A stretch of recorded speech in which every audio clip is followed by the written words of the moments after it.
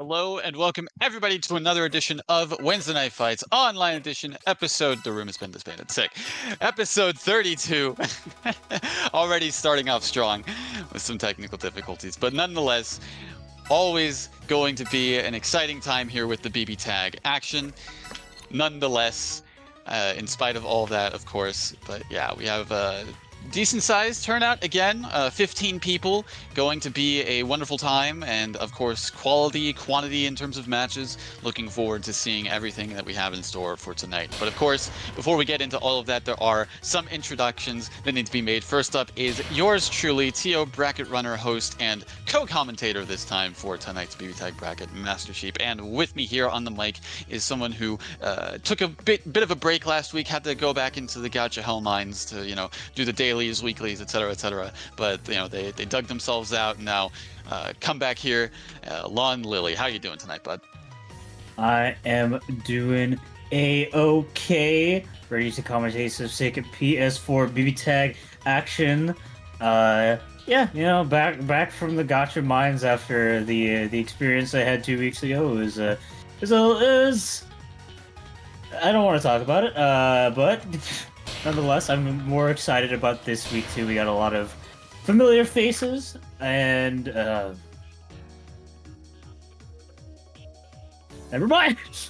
Okay. Thank you, Hachi. Okay. My enthusiasm was gone. Already off to a great start, aren't we? Technical difficulties and also... Okay, I don't know what's going on. But anyways, yeah, of course, wonderful matches in store. As you said, some familiar faces, but of course it's going to be, nonetheless, wonderful to see some chaos ensue, as always, with BB Tag. And, yeah, as you stated before, with one of our competitors on stream going up first is Hachi. The other one is going to be Just Death for our first match. Both, somewhat regulars. Just Death I haven't seen too often as of late, but they were, participant in Big 8 and WNF as well in the past. So looking forward to see how they fare with the Weiss and Ruby. It looks like for this. I know they play a couple other characters with Weiss, but that's going to be what they have locked in. Hachi, usually an Aki player, plays a team. Aki Ragna usually. I don't know who would play that team, quite honestly, but it's a mystery to me. Yeah. I have seen Hachi play both these characters individually, but never together. That being said, Susanoo, definitely a team you can never go wrong with. Susanoo is one of the strongest partners in the game, while still being a strong point character, and combining his tools with Narukami can definitely create some very disgusting situations and very disgusting things. It's a very solid team that was played by somebody back in 2020 when 2.0 was coming out, but haven't really gotten to see it much lately. Don't know if there's been new tech developed with the team or it's just going off to a good old reliable. We'll have to see what Hachi brings to the table with it. Yeah, no, again, not to say anything about Just Death. Very fierce competitor. Weiss buttons are definitely a problem to deal with for a lot of characters, and, disjoints and very quick for a lot of them. So, going to be interesting to see how Hachi navigates past what Just Death can bring.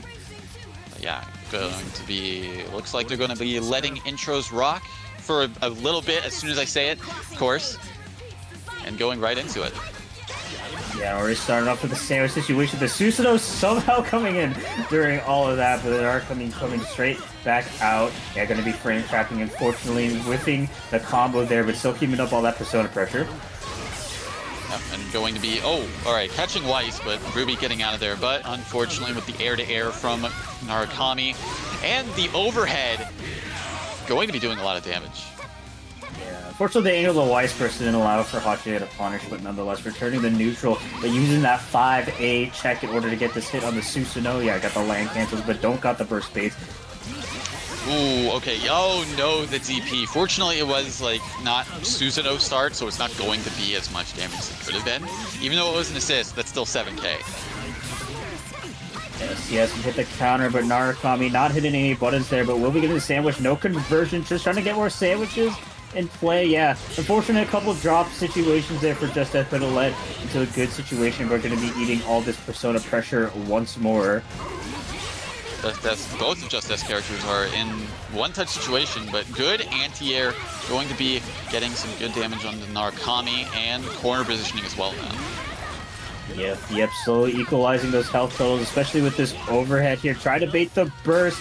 Ooh, maybe try too hard on that Hachi firing back with that JA check. Maybe coming in on a C, or not, sorry, not really, Weiss. I mean, she's red-colored, so I can see the mistake there, but Weiss not able to do too much, not even able to pop resonance, going to be going down, Hachi taking the first game. Yep.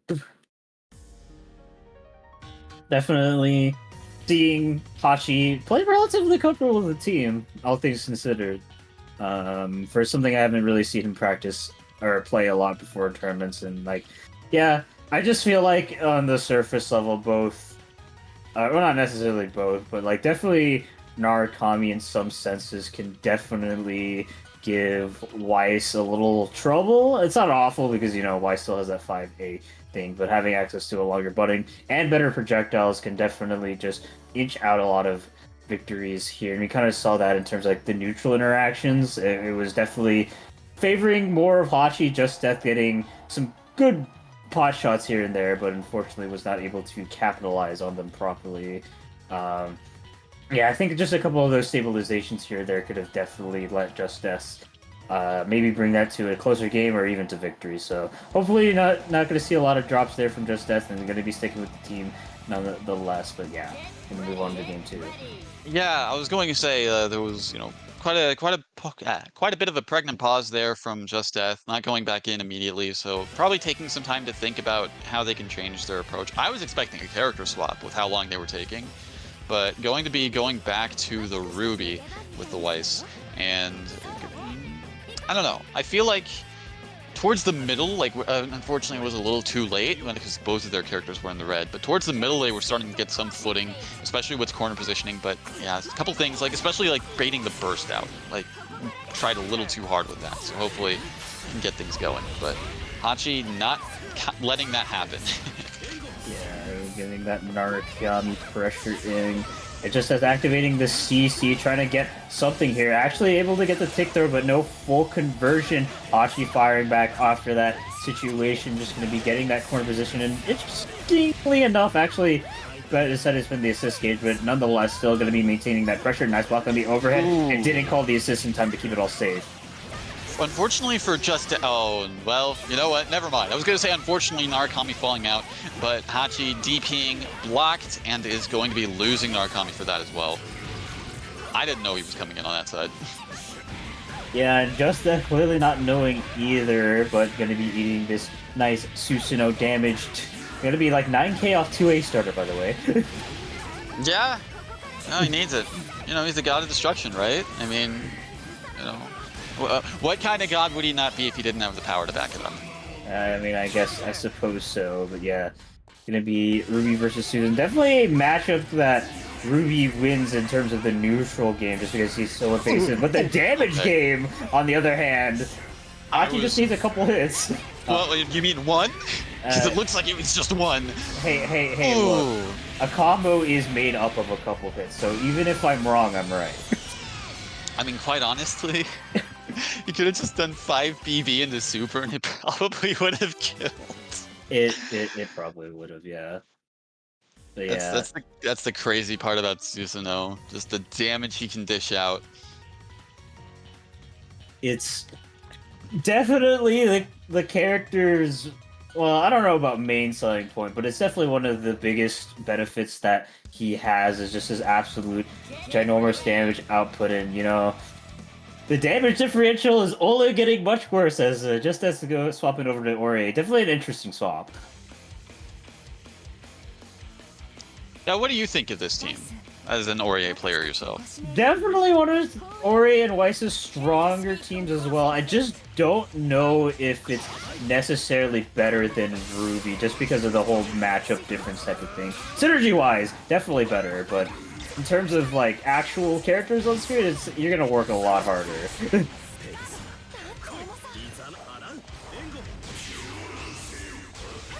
All right, yeah, just trying to keep some pressure going with the cross combo and switching into the Susanoo. I mean, not a bad call to make. Oh, the unblockable, and yeah, going to be going into super. Keep it unburstable, get the damage going.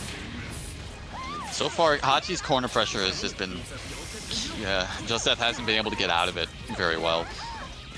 And I mean, to be fair, Narukami, one of the strongest corner characters in the game, being backed up with Susanoo assist and having like Grand Viper stuff is going to be really impactful. Ooh, yeah, unfortunately that 5B not quite able to hit the burst. Once again, Justeth returning to the neutral. Oh no. Okay. Going to be some good damage. It's not quite going to be a kill because, I mean, Justeth isn't playing Susanoo. Ooh, Nice good block. DP. Go ahead. I was going to say, that was a nice block. Oh, okay. We had the same idea. Oh, I see. Yeah. But yeah, Hachi doing some 5Cs, probably trying to get some EX moves with a little bit of execution error, but nonetheless, Narukami, yep, assist coming through. Good backdash as well, killing off the Weiss for that whiff. Yeah, I'm gonna be left here with a solo Ori in what was gonna be a sandwich scenario. Yeah, this is gonna be a very honest comeback that is needed to be made here. Gonna need like at least 5 hits on both characters. But okay, yeah, avoiding that CC sandwich situation. Oh, okay. That could have been, well, I was gonna say that could have been bad, but well, with this hit, it should be dead, provided there's no drop. Oh, what? You had the meter! You had everything! Hachi. You... Hachi. He committed to a button. I'm pretty sure that was probably a throw considering the counter that I saw. It might have probably been a super misinput. Hate to see it though. Yeah, a bit of a fumble there, but Hachi bringing it back. Unfortunately, Justeth with the Ori Weiss was not able to make the reverse sweep happen, and yeah, we'll be moving down to the loser side of the bracket. Hachi winning that set 3-0.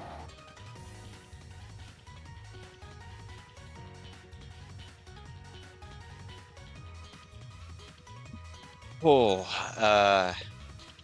little tell behind the tape there. Hachi saying, "My brain forgot to kill."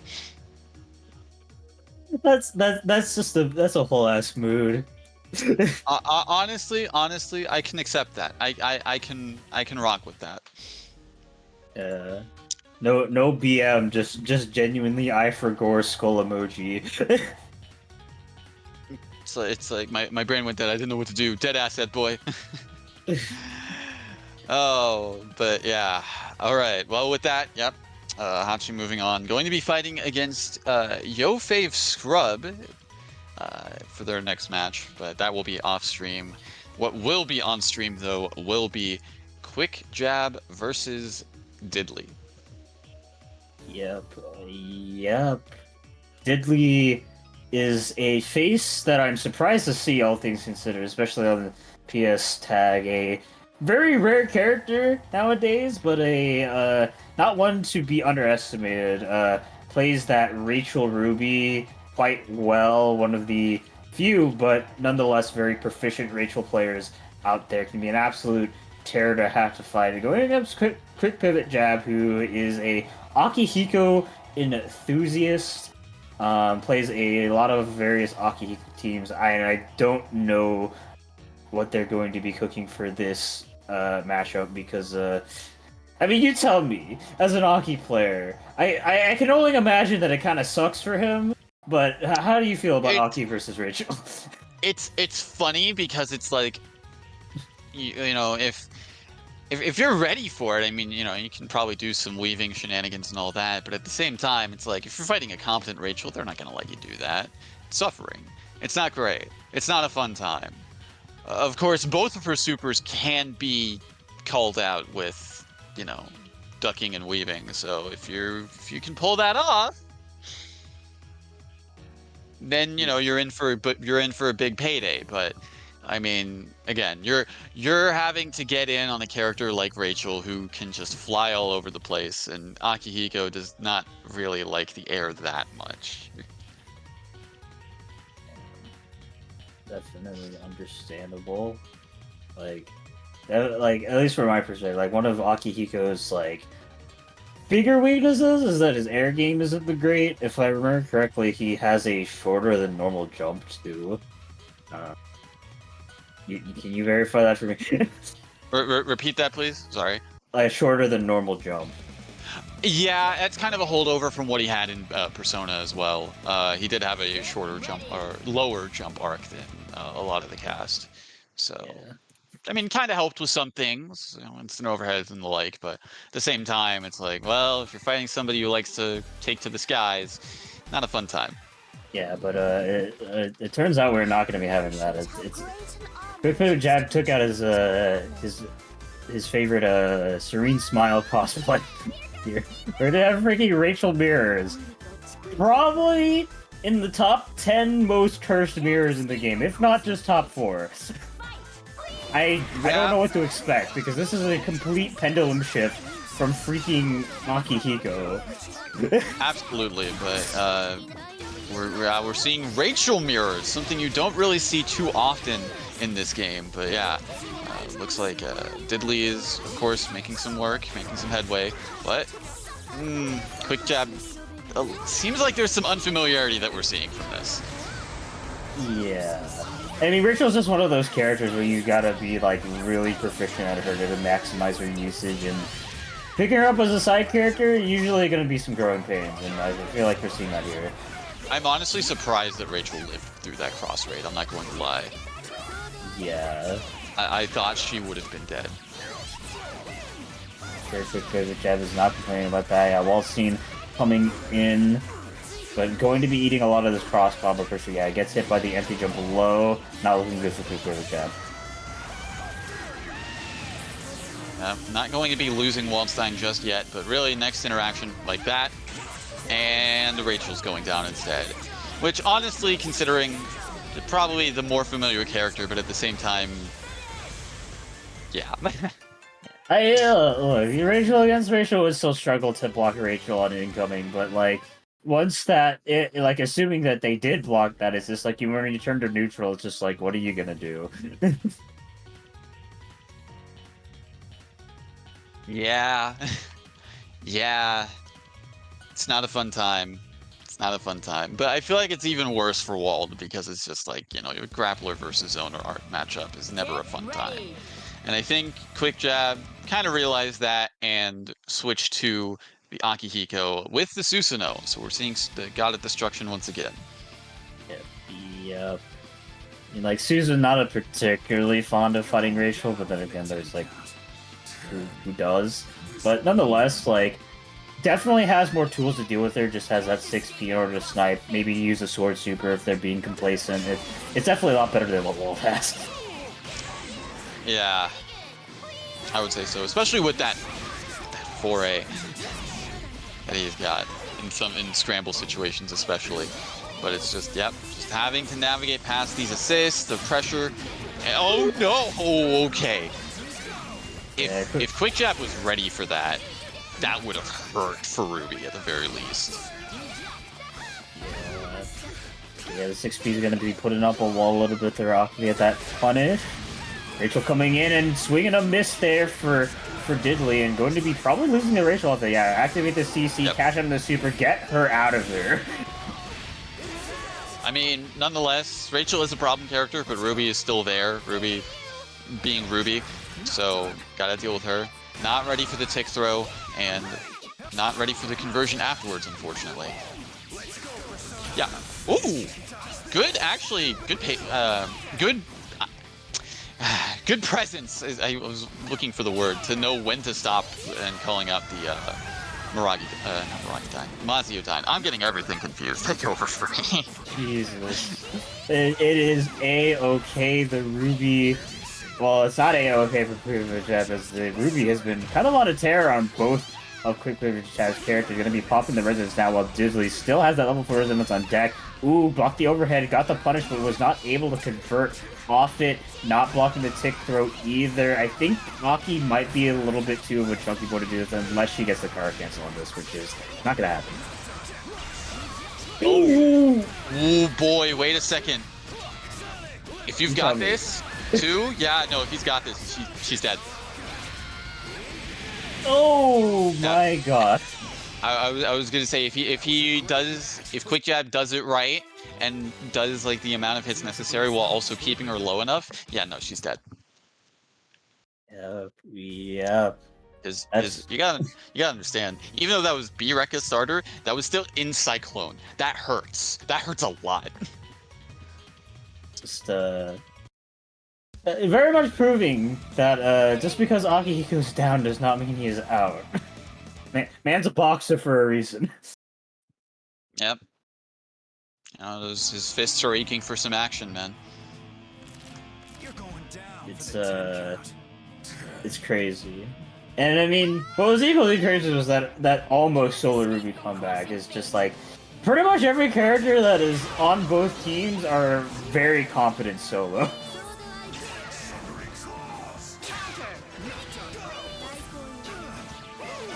Maybe getting hit by that 4P there. Diddley dropping the combo though, letting the Akihiko get out. Turning back to the neutral game. Very nice use of the 6P there. Try to go for an air unblockable question. Probably. I feel like that was probably the intention. Either that or it was probably trying to go for an active swap and maybe, I don't know, mistime the button presses there. Either way, Susanoo coming in against two relatively full health characters here that Rachel's going to be setting up shop on the other side of the screen, but doesn't keep it all safe there. The Susanoo able to go in with the JB.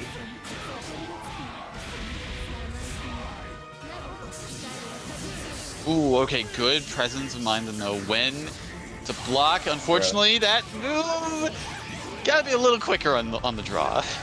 Yeah.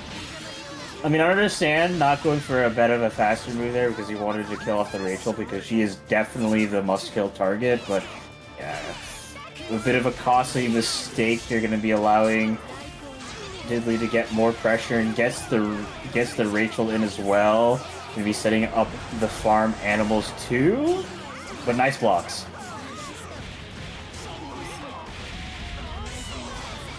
Ooh, no punish on the burst. Going to be letting Diddley get back some momentum here. Sets up the sandwich though. Oh, wasn't ready. Afterwards, I wasn't ready for whatever's going on. What's happening?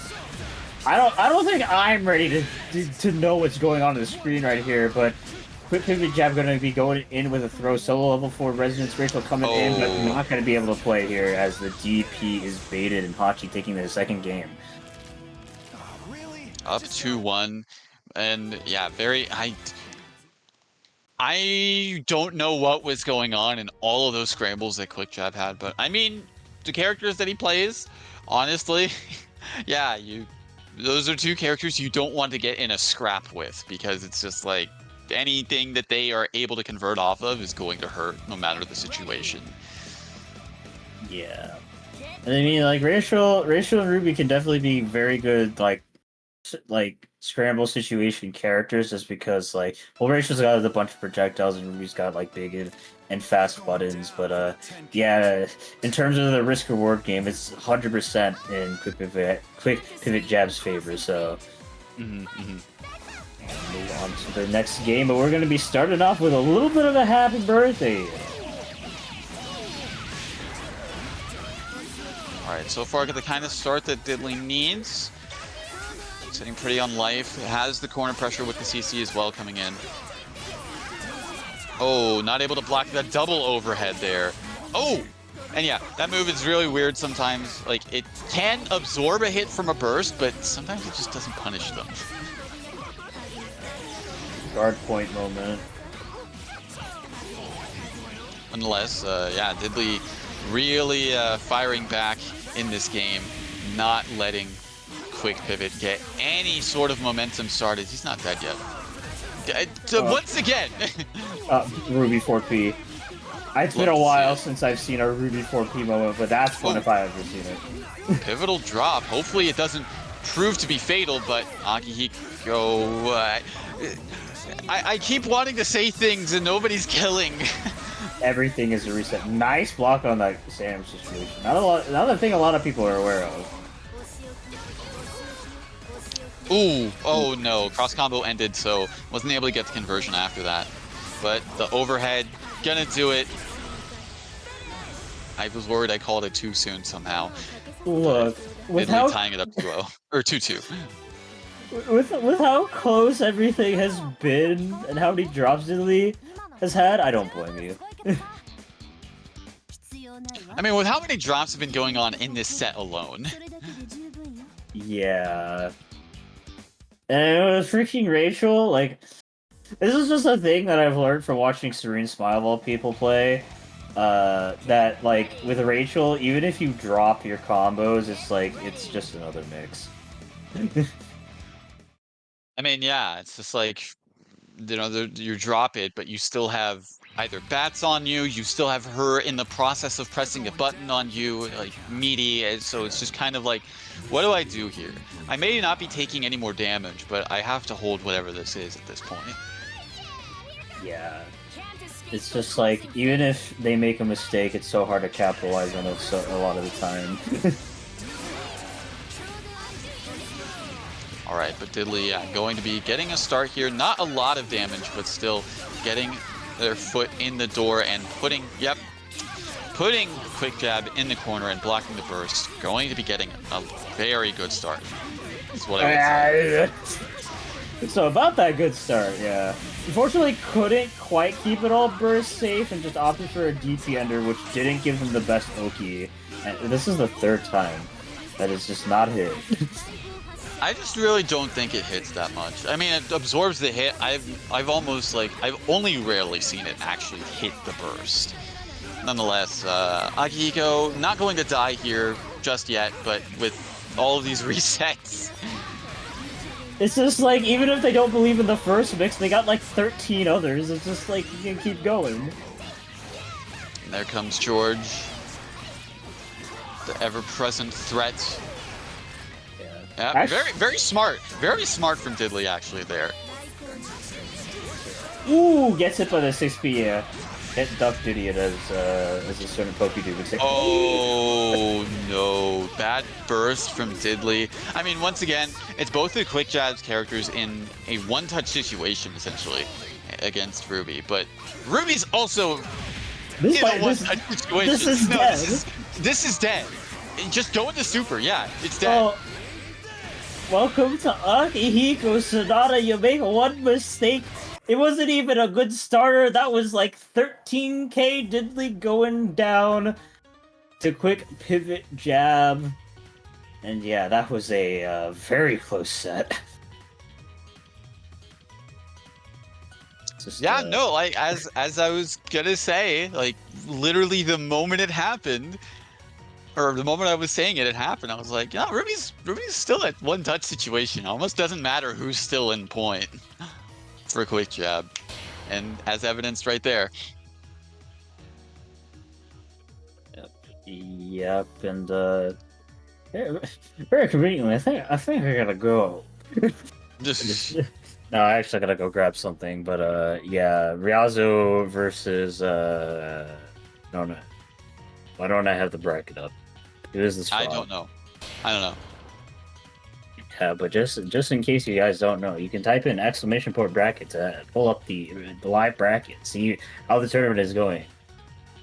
I'm going to use it very conveniently because I don't have a bracket up, but yeah, I will be back.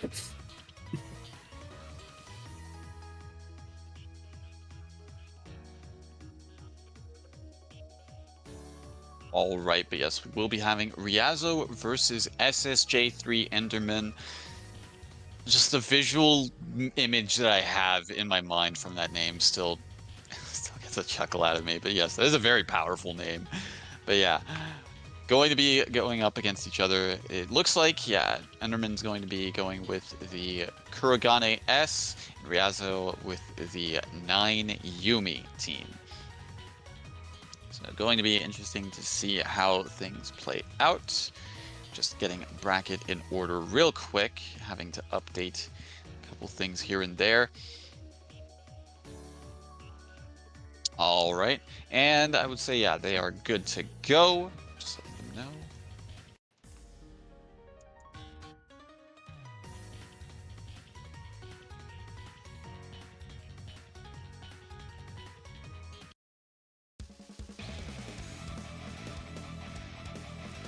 All right, and yeah, it seems like those teams are going to be what are locked in. Ryazo with the 9 Yumi, Enderman with the S Kuragane.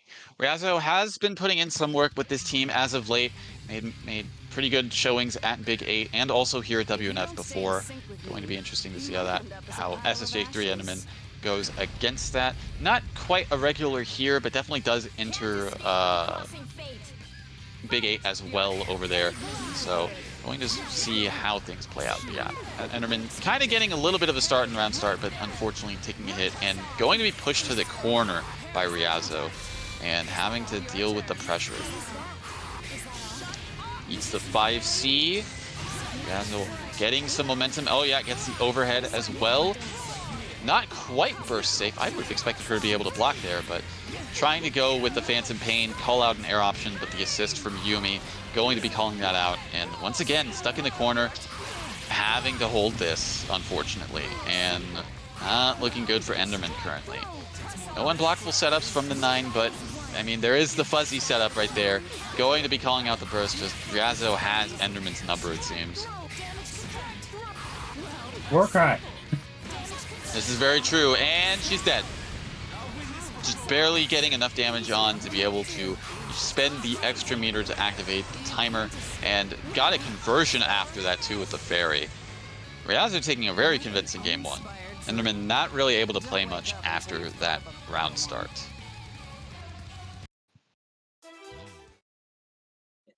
I didn't get to watch most of that match. I just saw 9 being 9, and I'm like, yep. No, this is very true. 9 did 9 things that match. 9 the Phantom. Hey, at least Rock isn't like what it is in CF. Get ready. Yeah. Yeah, no. Plus on block. Plus on block. It used to be double digits plus on block in 1.0 for CF. Oh. Think about that. Yeah. Okay. All right. Moving on.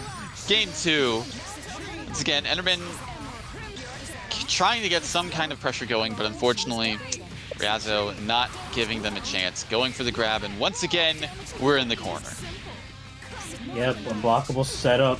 The miss is the unblockable, but it doesn't matter because she still gets mixed afterwards.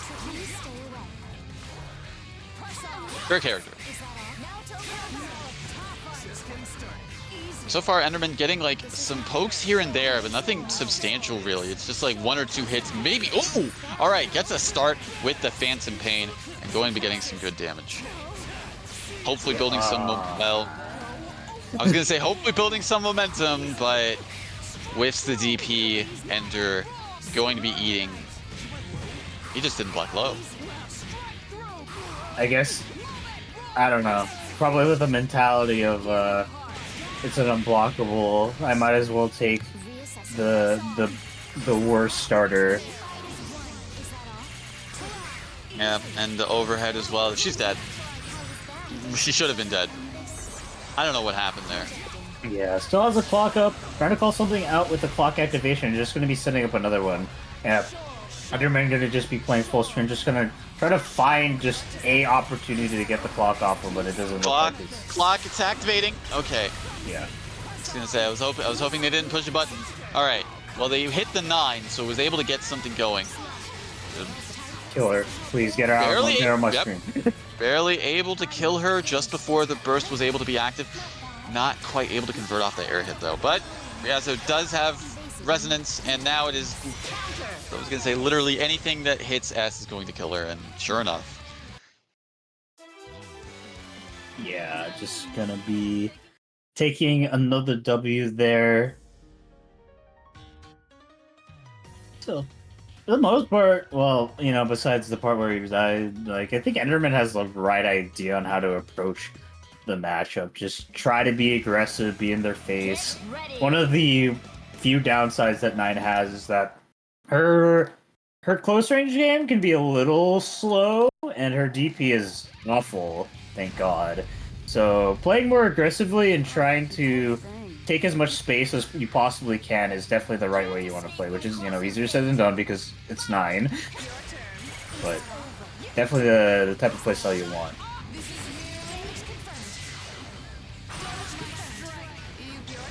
Once again, back in the corner, able to push block out, and I was gonna say probably try to get to mid screen, but once again pushed back. Not ready for these overheads. Yeah, to be fair, they are very instant. That is in the name, yes. Ooh, trying to go for a 5C call out, but yeah, Razo ready for it. Keeping the pressure going. Yep, and misses the Morganite unblockable setup here, but still sets it up. Nice attempt at the Phantom Pain, but the 9 just teleporting into the corner to avoid it. Still getting a conversion afterwards. Taken corner to corner, essentially, and wow, the DP. Oh! Calls out the button with the assist, but unfortunately gets clipped by the Scarlet Bane. Yep, I'm going to be set up in a sandwich scenario, but there was no sandwich mix, just a grab. Has that 3 bars available, probably just gonna kill. And with that, Riazo will be taking the set 3-0, moving on to play against Yofei Scrub in winner semis. And sending SSJ at 3 Enderman down into loser side of the bracket. Yep.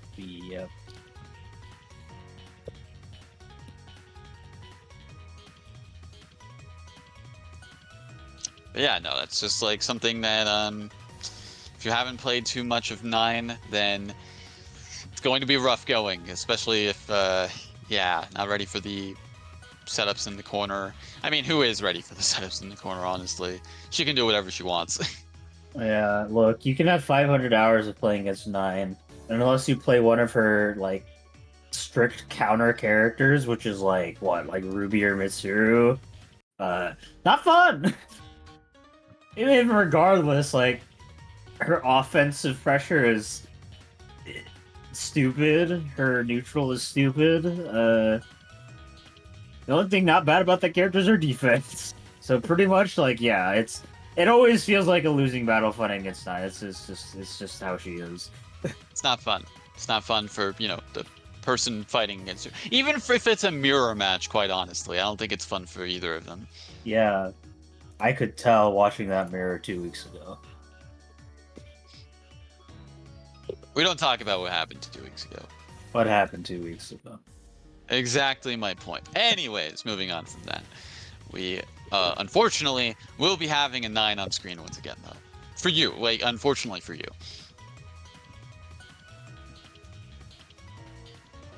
Because it will be Riazo versus Yofei Scrub on stream.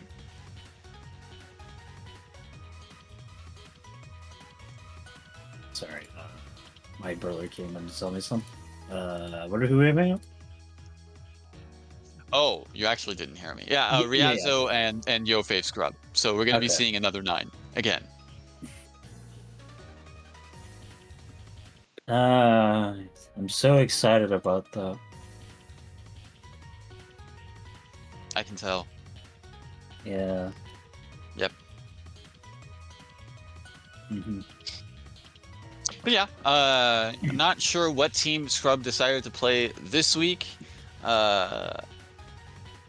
Usually, like if he's taking things semi-seriously, it's going to be Ragnar Ruby or Carmine Hakumen. I've seen from them before, but sometimes you just want to break out one of the side teams, see how that does. So I'm not sure exactly what's going to be coming from Scrub. Yeah. I checked in the WNF Discord to just see what everyone's up in it, and like a lot of people talking there, and I heard some mumblings that Scrub is playing Yuzuriha. I don't know how accurate that is, but if I see it, I'll be interested to see how he plays it, because Yuzuriha is a very unscrub-like character, to put it bluntly.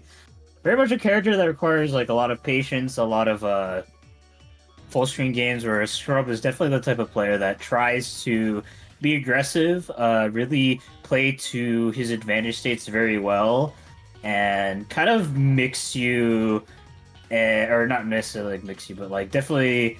Well, I mean, yeah, he wants to mix you. What am I saying? But like, he definitely just wants to put you in a situation and keep you there the entire game. Where, as I feel like Yuzu is definitely has aspects of that, but she's more about just kind of like being annoying for full screen, poking you out, and really get, getting you through a lot of just neutral trips ups with their teleports, basically. Yeah, absolutely. And it's like, I feel. Oh god, it's Yuzi Waldstein. Okay. Well, it's. Well, one part of that was right. The Waldstein is a character I have actually seen from Scrub before, usually paired with Jubei. So, going to be interested to see how things differ from that in a sense. I mean, still, nonetheless, you still have teleport shenanigans, whether you're playing as Jubei or Yuzu. So, either way, there's going to be some kind of mix coming from that, at the very least. Yeah, and like, at least in my opinion, Waldstein is a very strong support character and has a lot of tools that I feel like Yuzu would appreciate. Has that 6B, it covers a lot of space and can be very big, pairs well with a teleport. And 5P plus teleport sounds absolutely tricky to have to deal with. Like, at the very least, it's a sandwich in some type of way. So, interesting to see how Scrub plays it, but Riazo opting to play a different form of Warcry with the Seth Hilda. Probably going to avenge Mystery Racer, who did fall in bracket already. So keeping his spirit alive and going to be putting in some work, hopefully. We'll see. Nah, I don't think that's the case. I don't think he wants to play the even matchup. Oh, fair enough, fair enough. But nonetheless, going to be taking that hit round start. Oh! Scrub trying to go with a throw bait there just by running forward and active swapping, but not able to capitalize fully off of it. Yep. Once again, we're seeing a zoner versus grappler matchup. Not a fun time. Yeah, and just disrespecting it so much, just mashing on it too. Riazo going to be firing back Waldstein to full screen to get into Seth. Probably wants to get some type of like CC sandwich scenario here, but just can't quite do it yet. Nice defense on Scrub's side. Not quite gonna be able to kill, but what in the world was that interaction? I don't know. Raw tag to avoid the sandwich mix. Very cool. Big fan. Ooh, Waldstein. Okay. Living on a prayer. That old man is about to be put in the home. Oh jeez. Okay, all these assist calls when he's that low are kind of making me clench. I'm not gonna lie. Dude, I don't know if he's gonna go my into retirement God. form. I think we're gonna find him in a morgue soon. Oh, he's about to be put to bed one way or another. But regardless. Ooh, gets a call out with the EX. Unfortunately, did not have assist ready on that, but gets the active swap grab. And despite everything, this is a very even game. Yeah. I mean, Seth Hilda did definitely do some really screwed up damage. I feel like a lot of the hits have been on Hilda. I shouldn't be DPing with the Hilda to almost kill off the user. And by almost kill off, I mean do kill off. And yeah, this is a 2v1 mismatch that you don't want to play. Hilda versus Waldstein, yeah, just gonna get poked with the 2A. So much meter being built on deck that, yeah, that's just gonna be a kill no matter what. Yeah, after I saw the Yuzu go down, wasn't having my prospects high for Waldstein. Yeah. Like, I mean, I feel like this is like the case with Wald, like with any Wald team, but you don't want to isolate him. He's not a great solo character. Get ready.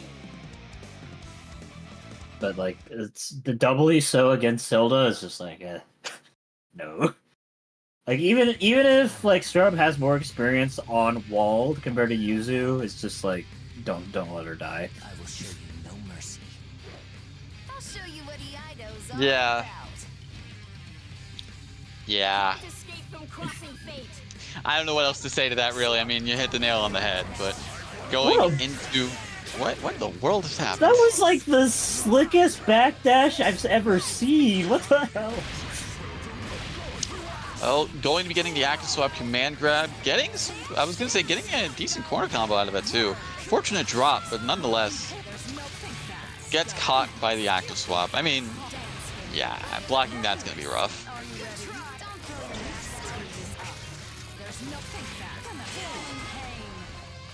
Alright, so far, Ryazo, I was going to say getting some really good hits in on the Yuzuriha, but then the Waldstein coming in, saying, yeah, I'm still here, I'm fresh off the block.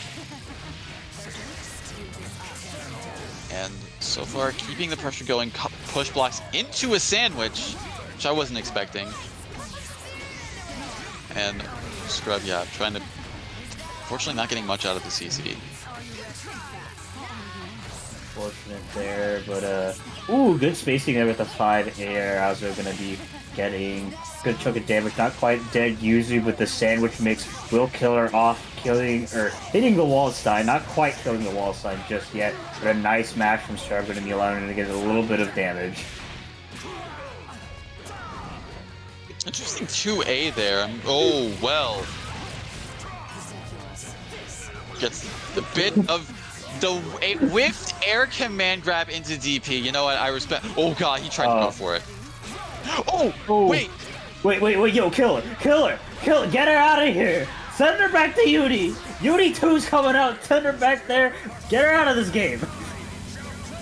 You are gone. Destroyed. Reduced to atoms. Next game.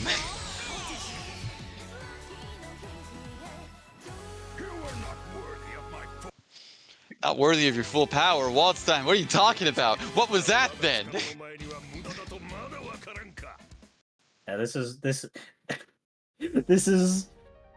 that was just angry.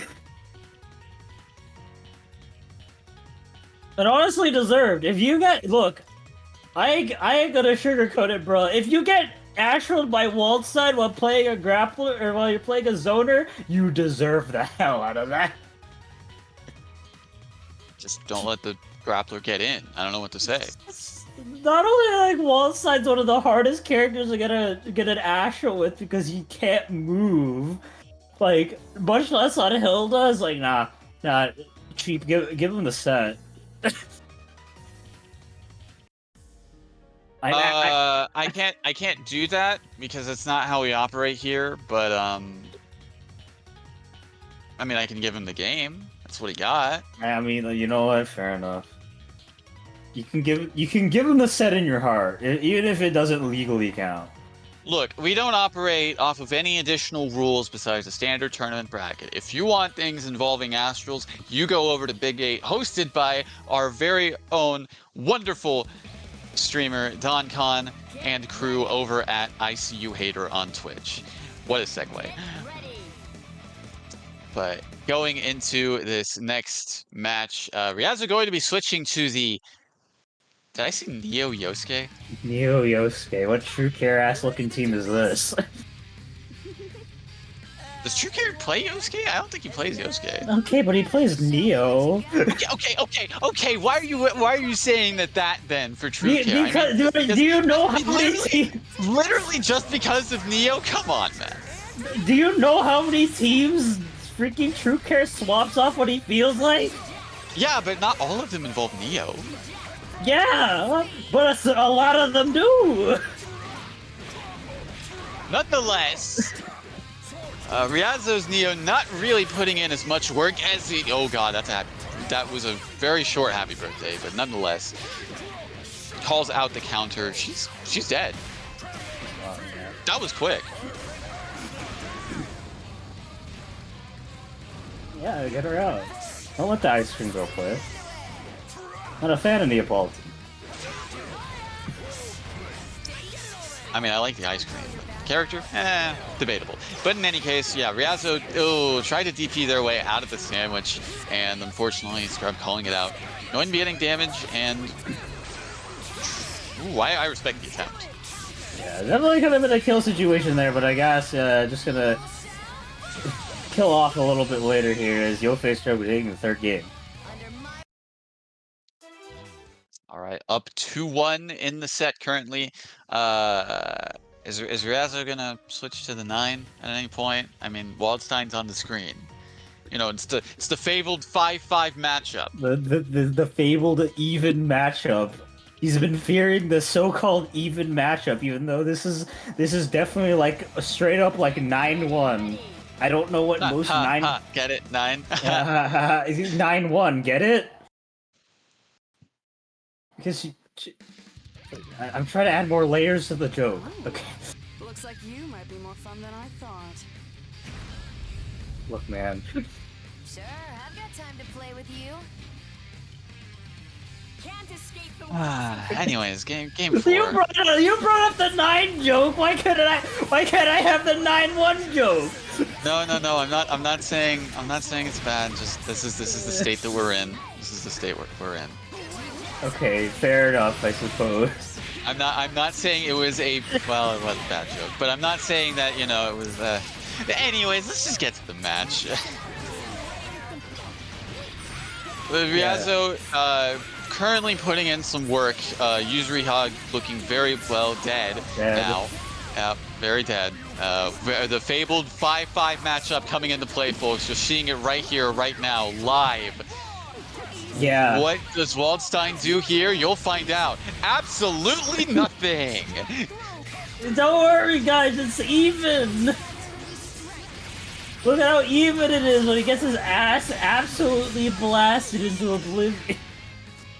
If you are a 9 player out there, I am not sorry for all the slander we're giving to you. In fact, it's not even slander. It's not slander if it's true.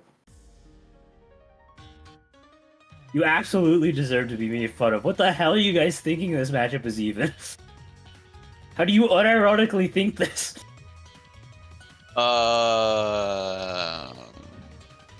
It's a good question. I can't answer that for them. All I can say is, whoever says that is, I want whatever you're having, because it must be some really good stuff. God.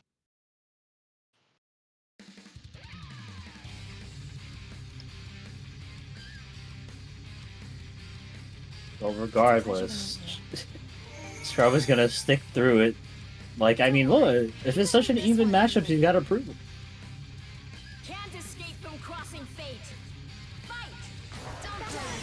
Already Riazzo getting a good call out, and a happy birthday with that EX projectile. Oh, and the Waldstein staying in too. Very unfortunate. And already Scrub at half health with Yuzuriha, and roughly that with Waldstein. Don't worry, the fabled even matchup bursting in and gets immediately anti-air. This is... Okay. Alright. What does Waldstein do here? Oh, he can block, but he can only block one overhead. Okay, to be fair, that's not Wald specific. It's just an instant overhead on every character. I don't even blame Scrub for getting hit. Well, he's dead. And just like that, Riazzo switching to the Yumi 9 and able to get 2 matches in quick succession, taking the set 3-2 over Yo-Face Scrub.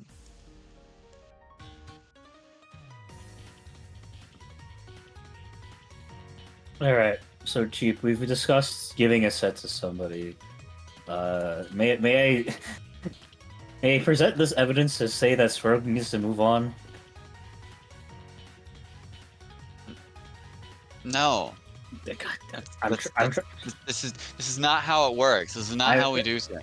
Look, there is an established set of rules that we have here, and we abide by those rules. And If you don't abide by those rules, you're excommunicado. That's how it goes. God damn. What type of moral compass is this? Do you think 9 players have moral compasses?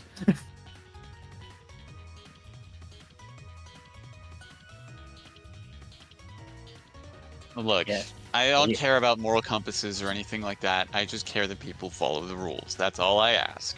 Man, but 9's cheating. Is she though? I mean, you can pick her as well. She's right there.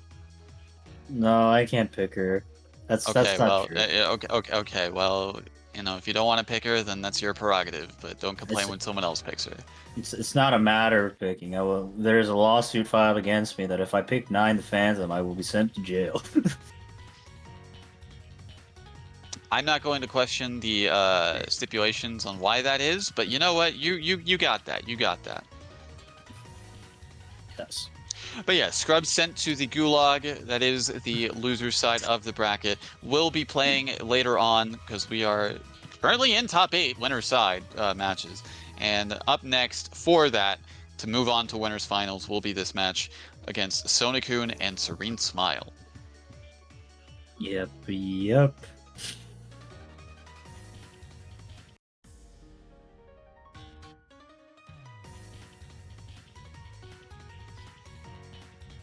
Alright. Wondering where Serene Smile is. Probably wondering where he is. How has he got here? There. And both players going to be rocking. Well, I know Sonokun doesn't have too many other teams, but Serene has gone on record here and picked some wild teams from their usual of Waldstein Rachel. So we'll see. Yeah. Tager Tank is the main one that comes to mind. But I don't know if you really want to play Tager Tank. Well, bottom text, but like especially against Sonokun. Heart versus Tank is not a fun matchup. Am I seeing a Mika? Interesting. I remember Sonokun saying that they would be picking up Mika at some point, but I didn't know if they would follow through on that. Interesting to see. All right. Huh. All right. Well, I have nothing to say about the Mika because I've never seen. I have a lot to say about Mika, but we'll see if Sonokun has the know-how of harnessing the gremlin energy that is this character. Ooh, and baits out the DP from Serene. Already off to a great start in this corner. Yeah, we got bomb bait too. All right, I respect it. Trying to go for a tick throw with that 2A.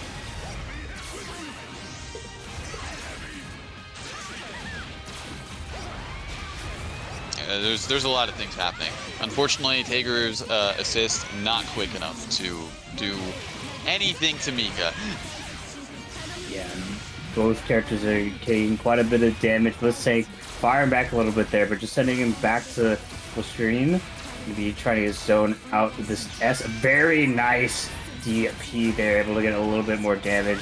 I definitely can see Serene Smile's playing here. Definitely just wants to play from full screen and just snipe out with the tank, but it is quite a hard-fought battle here, and still keeping the tank despite how low he is. Never mind. Excuse me. What happened? I wish I could tell you, but I was legitimately looking away at that moment. Understandable. I was looking at the screen and I didn't even know what happened. Ooh! Gets the air command grab, or anti-air command grab, going to be getting the hit, and unfortunately Mika's not dead, but both of Serene's characters are going to be. Oh, is what I would say. But unfortunately drops the combo. Good DP, that is a big just walks up DPs. That's the real... He's learned from many Tager players. He's learned the tech. Spark Bolt is the funniest move in the game. I mean, it is certainly a move, and you know, have the meter for it. I would spend it. Oh, please, you gotta do it.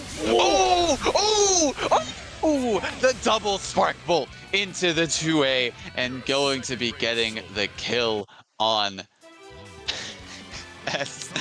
Oh, it's always a treat seeing Tager, but my God, Serene's Tager is something else. Yeah. I mean, like I said, Serene Smile has been around a lot of Tager players in his time. He's been around Podge. He's been around. I'm pretty sure RNGG played Tager at some point. He's been around Cow. He's been around a lot of Tager players. He has been absorbed into the brain rot. Sonokun saying in Twitch chat, Mika's not so great. XD, I don't know, they're harnessing the gremlin energy with that emote. I would say they have the power necessary. I'm not biased. because I'm equally biased to both Tager and Mika. These are characters you have played at a point in time. That is true. That is true. Ooh! Sonic able to get some really good damage and calling out the burst as well, but no full punish, I would say. Oh, that was okay. That was a combo. Actually. Not. I mean, it was still cool. It worked. Oh, so much electricity. Oh, if you held it, that would have probably been able to reset. No. Oh yeah, not falling for the 5C there. Oh. Yep. Should have just blocked it and then done it. Oh no. Actually, no. Should have just blocked it and done Get Buster. That would have been better, actually. It would have been very funny, but yeah. In the sandwich situation, there was able to dodge the command grab, but the big boy gonna be getting hit by the Mika missile. Still not quite a dead tank yet, but the Mika missiles are coming in a very nice DP. They're gonna armor through. Oh, yeah, it does that. It does that. Oh, all right. DPs. Serene. Are they gonna be able to pull this off? They really don't need that much to do it. Unfortunately, that charge is going to whiff. He's a big boy. Yeah, they can cross off this. He's not dead. He's a big boy. You know, he's a tank. No meter on deck for Sonokun, so doesn't have the threat. Okay, he was hard calling out a regular JP or something like that. Yeah, I was gonna say, what is this option here? Yeah, I mean, to be fair, with Mika, I feel like if you just kind of jump in the air and just do JB, you can't do much. Yeah. Yeah, also he's a big boy too. Yeah. So, I mean, even if you block it, you might have a potential cross-up that you're not expecting just because of how thick Blitz Tank's armor plating is. Yeah, he's an absolute unit because, you know... I mean, look, man, he's literally got a dump truck.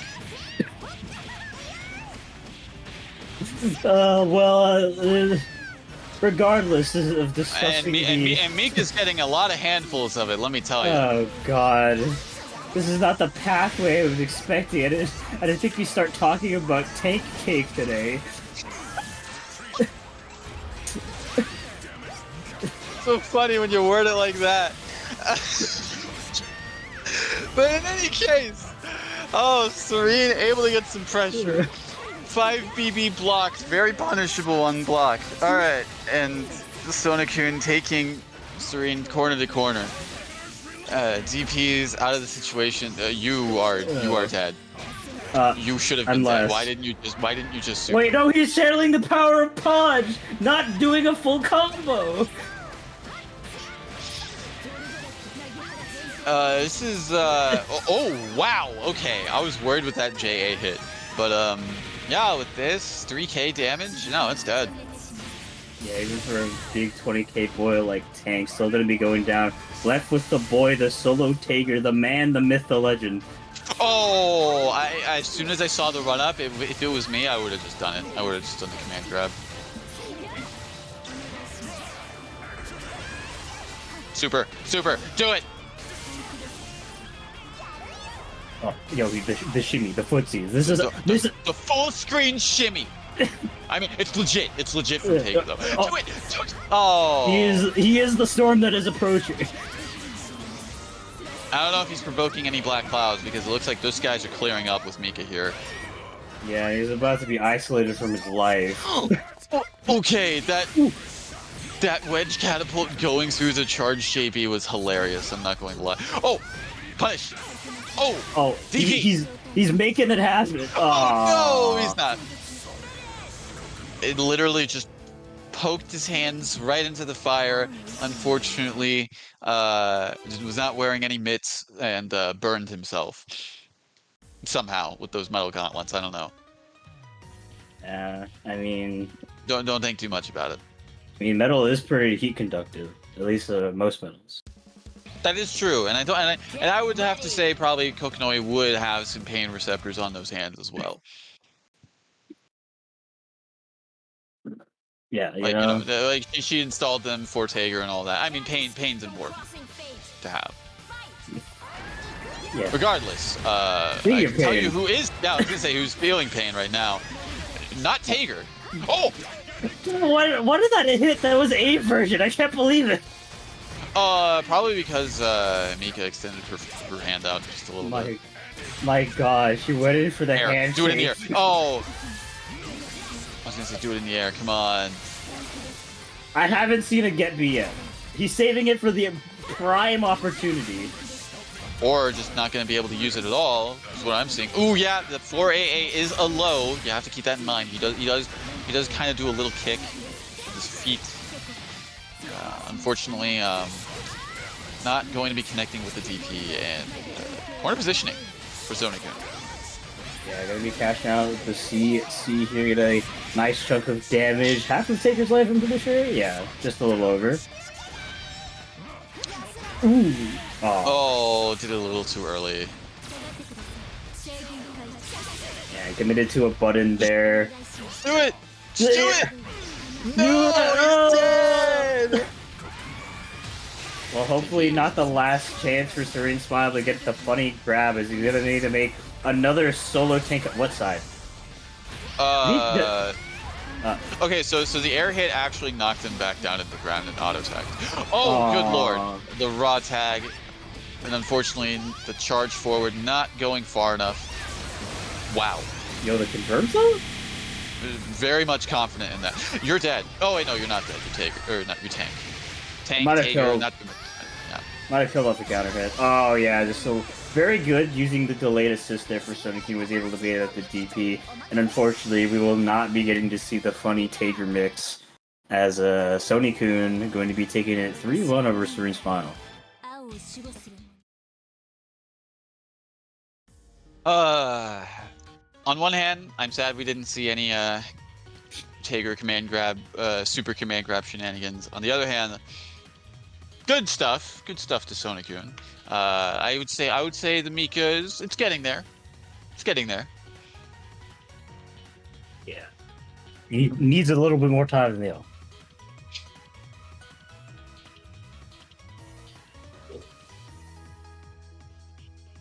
But regardless, with that, Sonic-kun will be moving on to winners finals to fight against Ryazo. But before we get into that, there's a losers bracket we have to go through.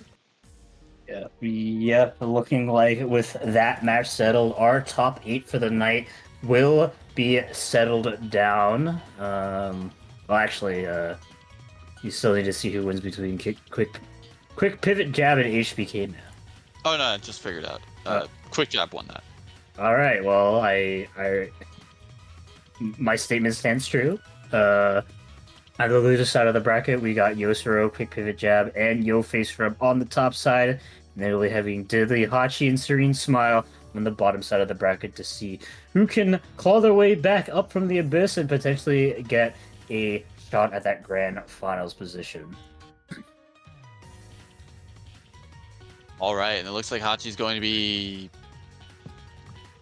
Hilda Kuragane. Yeah. Huh. As anti-Hachi of a character Hilda is, I have seen him play Hilda.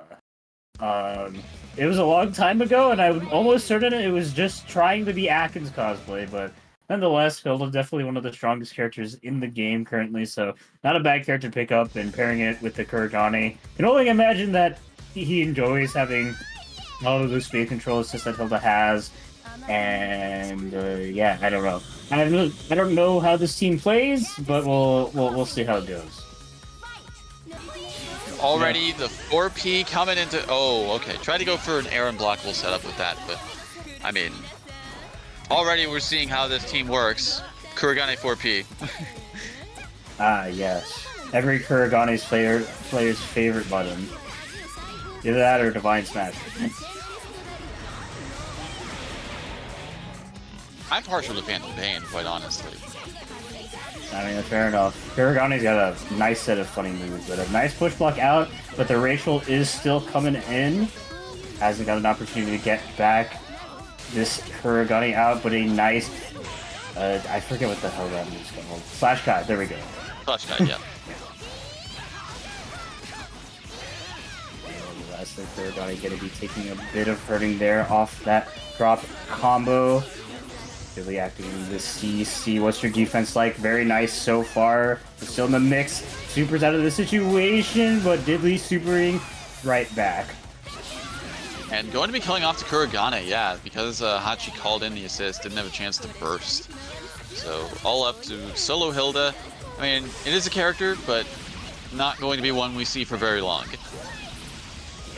Yep, just gonna be going down to the Ruby, and they're gonna be getting their first game on the board.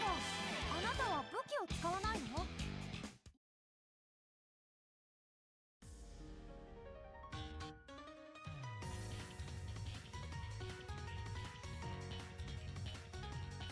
But yeah, it's I don't know, like Hashi definitely feel. Oh no, never mind. I can't say anything nice about Hashi anymore. Get ready. Oh, okay. Yeah. This is outside of my purview. I'm still on my hater. Well, I mean, you know, I'm gonna be as impartial as I can be. Hachi going with a team that, I mean, doesn't really have too many faults unless you know improperly space your buttons like that at the round start. But going to be getting some pressure going, and yeah, putting Diddley in the corner. Diddley firing back with the overheads and the reset. Gonna be putting Leodachi where he deserves, forever stuck in the corner. I hope he never gets out. Same thing with the Yumi. Oh well, she got out and now she's fighting back. Rolls are reversed, but unfortunately, yeah, Rachel had 2 meter. So that is a very good reversal super to have on deck. And always got to keep that in mind whenever you see that number anywhere above 2 and Rachel on point. Yep. Alright, going to get in this solo Adachi against 2 relatively full health characters. Can't quite block the overhead. I think this is their cross raid here. This should be a kill. Yep, absolutely. Keep it simple. Nothing too fancy. Go right into it. Get the kill. And Diddley up 1-0. You need 2 up? Is it 2? That's 2. Right. Yeah. I look. Part of me forgot the first match happened, really. That's fair enough. Yeah. Hachi, okay, he's based again. Swap it over to the Aki Susan. Yeah, matchup wise, I was talked about how it was with Quick Pivot Jab, but Quick Pivot Jab did end up winning that set, so this might be a key to victory. We'll have to see how Hachi navigates around this matchup, though, because it is definitely rough still. Can't escape from crossing fate. Fight. All right, and yeah, going to start off with the aggression, but unfortunately the wall of electricity putting a stop to that. I in the distance, I'm hearing a faint Dante from Marvel vs. Capcom. But oh god, he's closer than I thought. Hachi's still nonetheless bursting in. Hasn't gotten quite a good hit, but keeps up all the pressure. Ooh! Yep, and going to be going with the meterless corner conversion as well. That was 8K for that. Yeah, you're gonna need a lot more hits like that, and a nice Abare mash out. Hachi definitely fielded himself. Oh, okay, could have been a much worse punish there. Gets crossed up, has 3 bars available. Not gonna be a kill. Didn't get able to kill. Oh, well, Ruby's dead. You could have blocked that. I could have sworn I saw the block actually come up. Yeah. Ooh, wow, what was that? I couldn't even tell what side. Yeah, I think he wanted that, the nothing personnel kick, but gets hit by the 4P. Diddley dropping the combo, though, giving Akihiko another chance to run up DP from that far. Crazy. Oh, it was George, safe. It was safe because of George. George of the neutral, holding it down and protecting Ruby and giving Diddley the win right there. あなたは武器を使わないの？今の God, yeah. If that isn't proof that George is Rachel's strongest soldier, I don't know what does.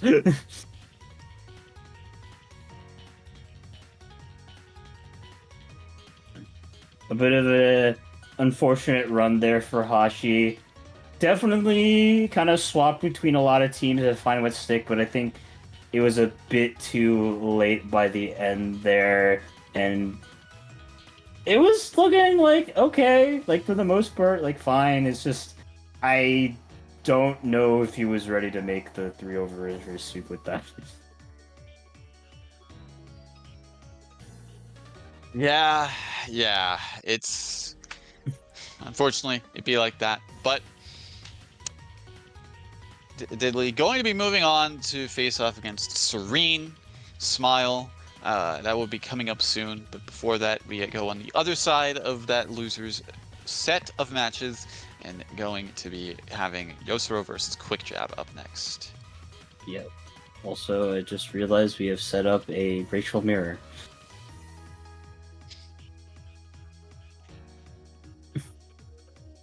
Yeah, we have. Yep.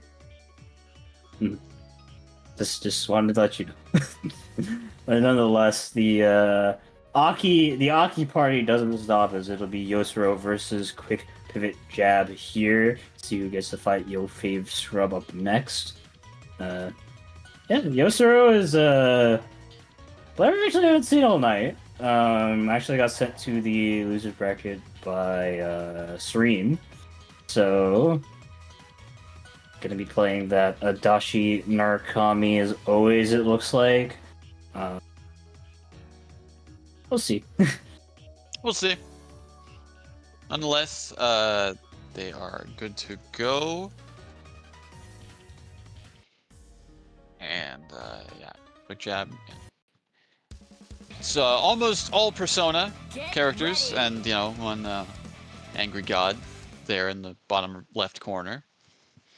I mean, Susanoo is the name of, I think, Yosuke's Awakened Persona, so you can kind of say it's like Persona. Okay, yeah, but how many characters have that name, really?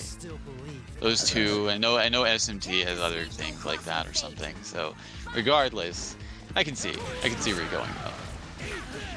I mean, hey, you can technically consider him to be a Persona, since he's an assist right now.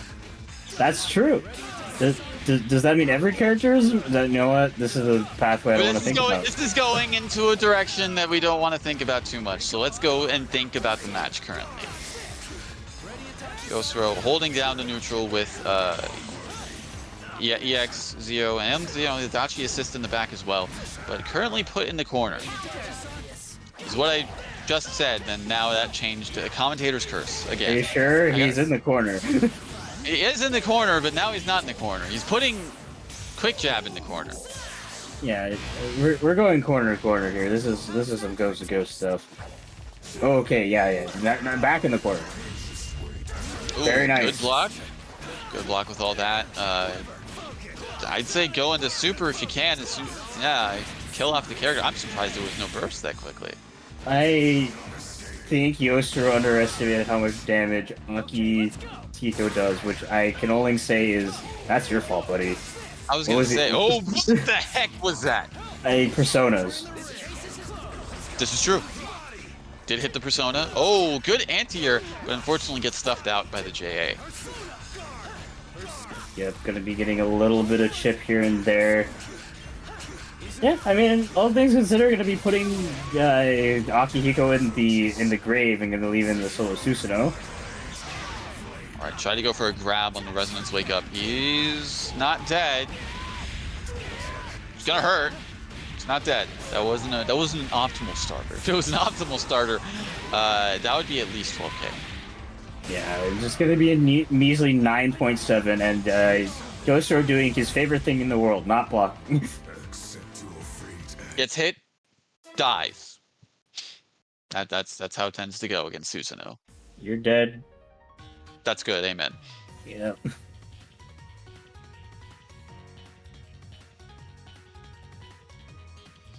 Well, regardless, Quick Pivot Jab going to be taking their first game. I don't know. Yes, sir, just stop getting hit. That's my advice to you. I mean, look, that's legit advice against this team. You don't want to get hit. Why would you want to get hit? These two hurt. These two hurt a lot. Yeah. Can't escape from crossing fate. I mean, look how absolutely ripped Akihiko is. I mean, Susanoo, it's hard to tell with that armor, but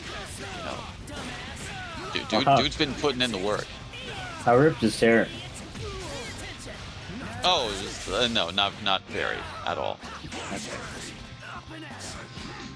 But regardless of how swole characters are, so far looks like damage is a little bit more in line with Yosoro's favor, but good defense from Quick Jab and the DP going to be able to hit the Narukami and get the corner and the call out on the PB. Yep, the Quick Pivot Jab looking on fire here. Is that gonna whiff? That whiffed. Deserved. That was awesome. That was insane to see. I hope all your Dashi bursts whiff. Just like that. And I hope you die off it too. No, well, I mean, he is dead right now. He is definitely put in the earth. This is a message to all Adachi players. Ooh, DP's able to barely catch Susanoo off that, but yeah. Avoids the EXZO, gets the anti-air hit. Oh no! The last hit of 5P, that's so cursed. Ah, that last hit of 5P pops you up, so it gives just enough time to get a combo if you're close enough. I mean, you actually have a lot of time with that extra connect.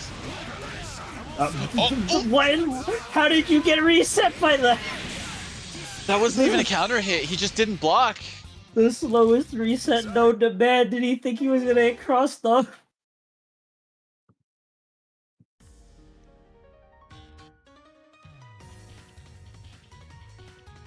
You got.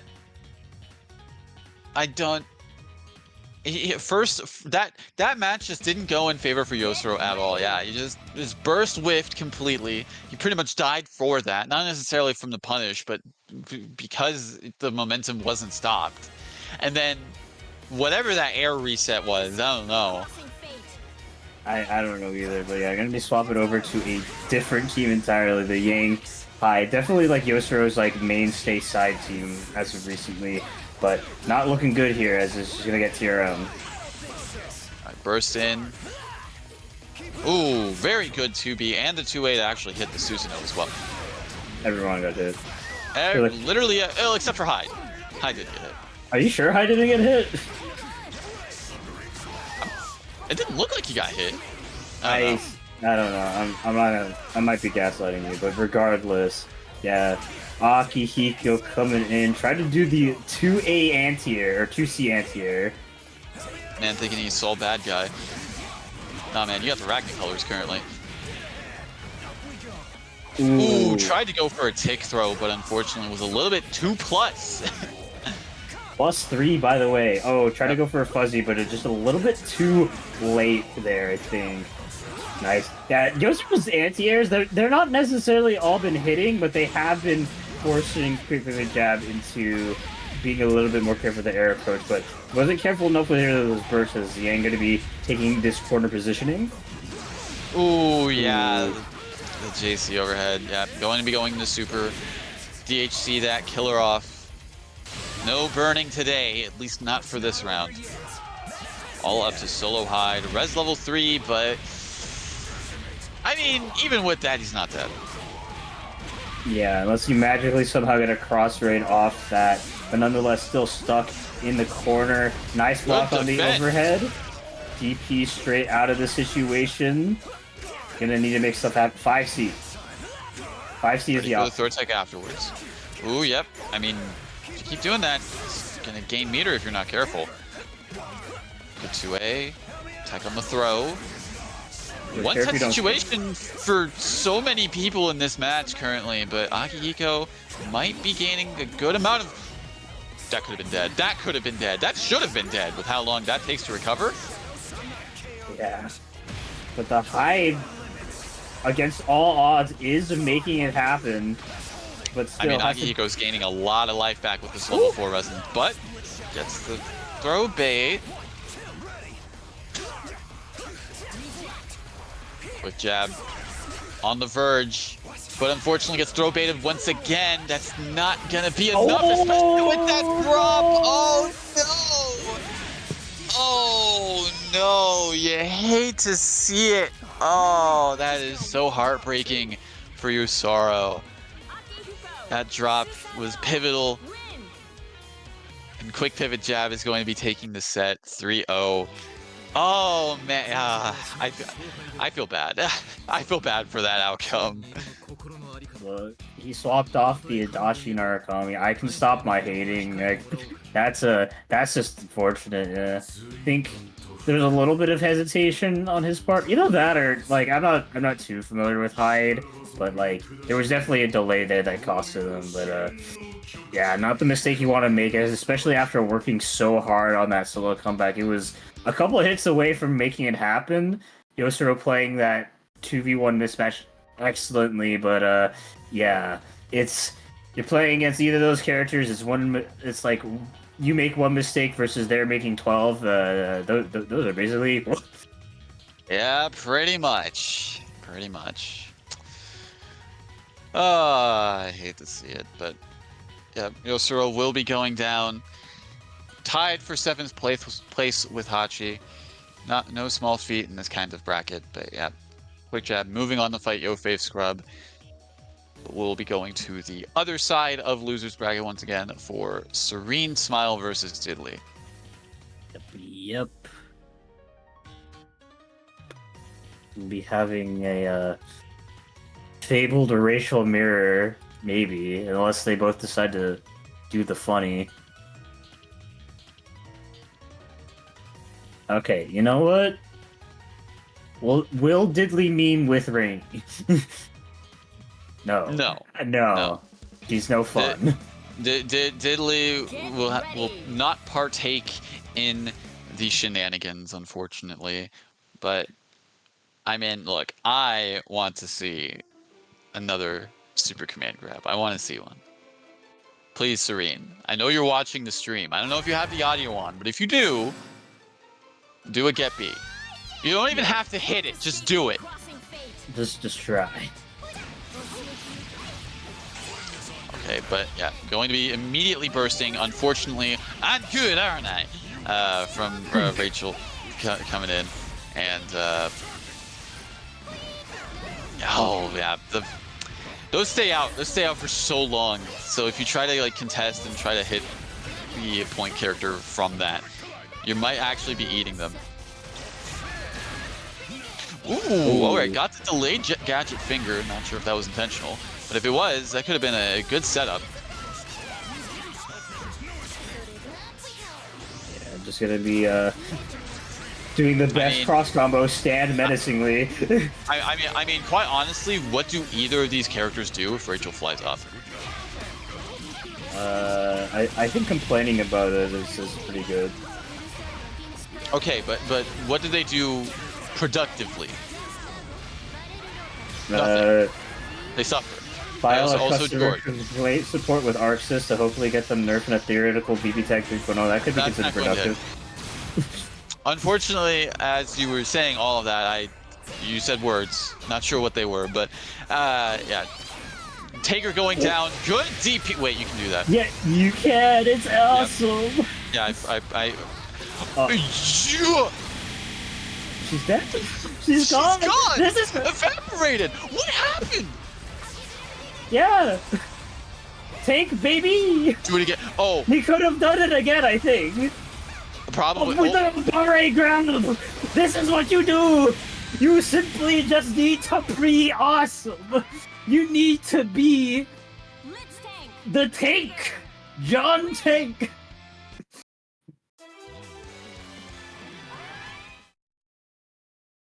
I have no words. I have no words for what transpired. We saw that laser super sucking by having no invincibility frames, so it didn't call it the burst, and then immediately put in triple the effort after that to kill. This is what you do. You just simply have to be better than your opponent. Can't escape from cross. That's Just what you gap. do. Just gap. This route looks so goofy. I mean, it works because it's tank, but it just looks so dumb. Oh, the unblockable. Interesting to see a setup with tank and Tager like that. Yeah. Oh, a little bit of a ambitious TP. Alright. Yeah, tank is base, but he's not base enough to go through all these... Oh, where's she going? Somewhere. Over the rainbow? I know she can go way up high. I know that for a fact. But regardless, yeah, Tager's going to be the one sent flying for a second. Yeah. Yo, super jump Tager. I didn't even know where we... Oh my god, what the frick is going on? We are... Not bait the burst. Unfortunately, has... Oh my god. Oh no, Diddley's aware of the reset. Yeah, neutral tech. Okay, that was good enough. Wait, yo, you left the gapper. You left the tank. You left the tank out. You left the tank out. You can't do that. Oh my god, not dead yet. Oh wow, the wind actually carrying the tank back, not able to. No, it's projectile involved. It's projectile involved. Oh, you should have just backed off. You should have just backed off. What do you mean back off? He's a tank. What is he gonna do? He has to move. What does a tank do against a frog? What does a tank do against a frog? That frog's projectile invuln. You saw him? He didn't give a shit about the laser right there. It's just like, what do you mean? Oh my Christ. World's strongest frog. Get ready. Get ready. George of the neutral. Only 1 meter for me.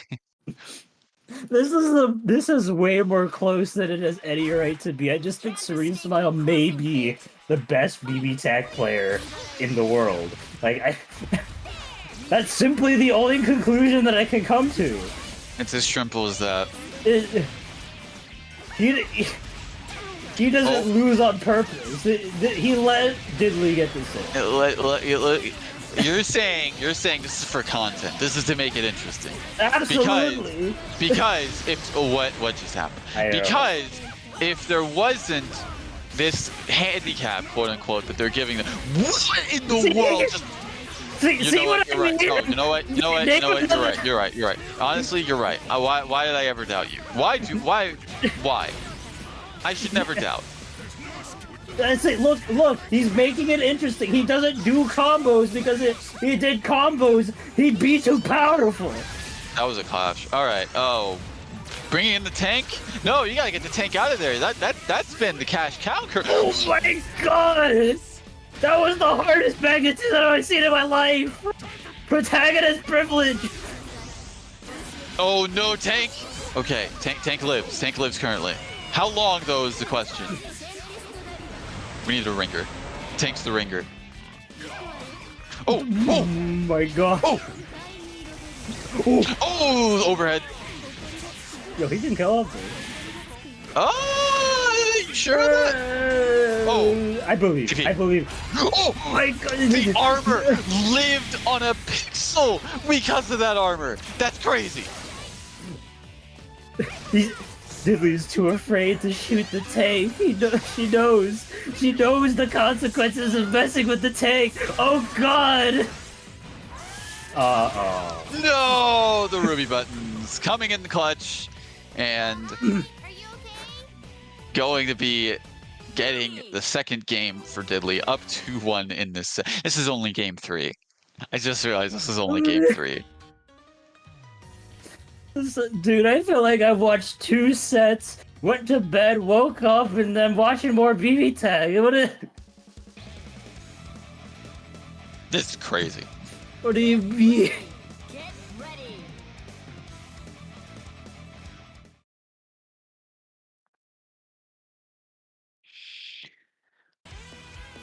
All right, so potential last game. I want to see this go to game 5, quite honestly, but nonetheless, going into our next match, and Serene getting a bit of a start, already getting some good damage on the Rachel. My God. Yo, this game's great. Yo, Oh. the grab! The grab, that's one. Serene! No, no! Hey, what do you mean? No, he's throwing for content. He's throwing for content. He doesn't need to kill off the Rachel. He's simply You're right. too powerful. You're right. You can do it. I need. Oh, yeah.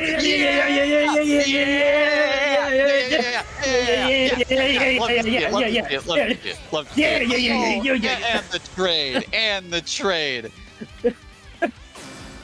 All right, Serene, you done it. Close it out. Game 5, tied up 2-2.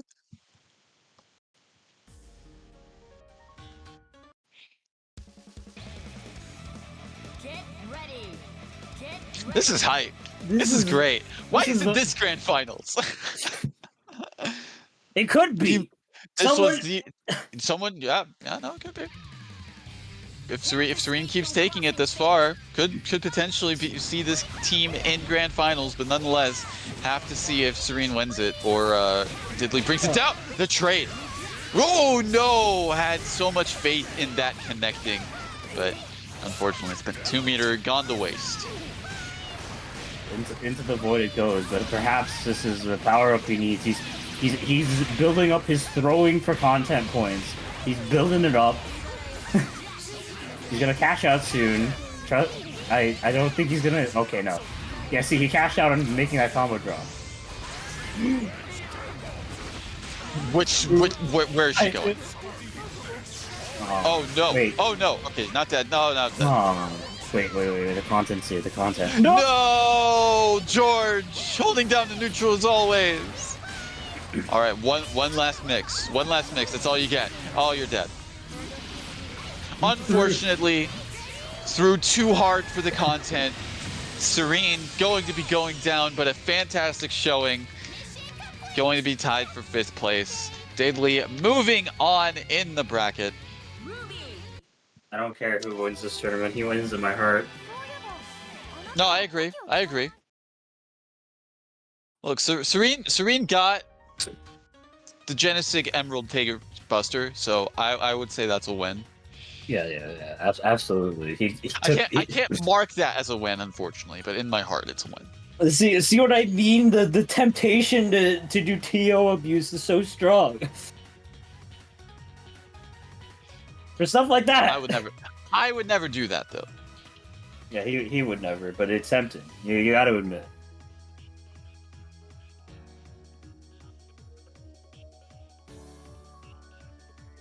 I mean, yeah, but I can't let the voices win. Not the voices. I understand. I can't let the intrusive thoughts win. I can- Otherwise, I would be running roughshod with how these brackets go. Yeah. I can let them.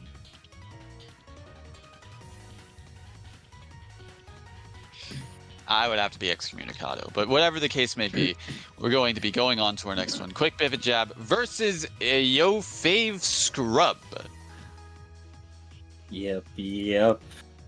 Going to be the Akihiko enthusiast versus the boy, the Yo Face Scrub. Yeah, I'm just gonna stick with the Yuzu Hilda. Usually when Scrub pops in with a kind of a sub team he's working on, he commits to it the entire tournament, regardless of how bad a matchup is. But well, as always, we'll have to see. Of course, I have gotten reports. Yove Scrub's game crashed, so they will be here momentarily. Damn, I love the sport. It's better than PC Tag. It's not a high bar, really. What am I saying? Honestly, every port is PC tag of varying degrees. You're right. You're right.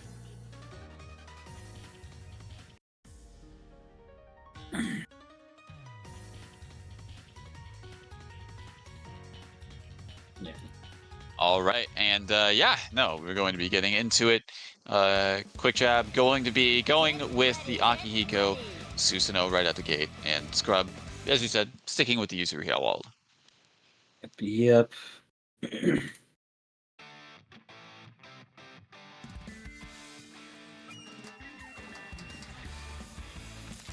We will have to see how this one plays out. Weapons Yeah. at the ready. Eh. Let's do this. I got nothing else to say. I just, someone needs to win. It's looking like quick with a jab right now, huh? I don't know what just happened there, but whatever the case may be, people are getting hit. Indeed. Nice assist call to like how to put a stop to that combo, but gonna be put into the corner. Gets tapped low there. Oh, but drops combo. I was expecting an anti-air from quick jab like that. Yeah, exactly. But going to be once again pressure, putting Scrub in the corner and taking him out of the corner. Oh yeah, wasn't able to block the next to last hit of the low right there. Gets the rejumps, but doesn't quite close it out. Yeah, but gets hit by the 6P2. Not looking good for quick pivot jab. Don't think that could have been a kill actually, but this definitely will. Gonna cash out of the super almost immediately. Yuzurika gonna be taking out that Akihiko, left with the solo Susan. I mean, look, just needed to save the meter, right? Yes. Meter efficient, didn't have to DHC. Good defense and DPs to get out of there.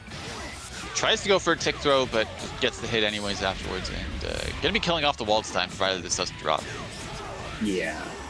Slam straight into the ground, and this is suddenly looking like a very even game. Ooh, that was probably supposed to be a throw right there, but Scrub a little quick on the buttons. And just quick jab, not ready for the offense. Yeah.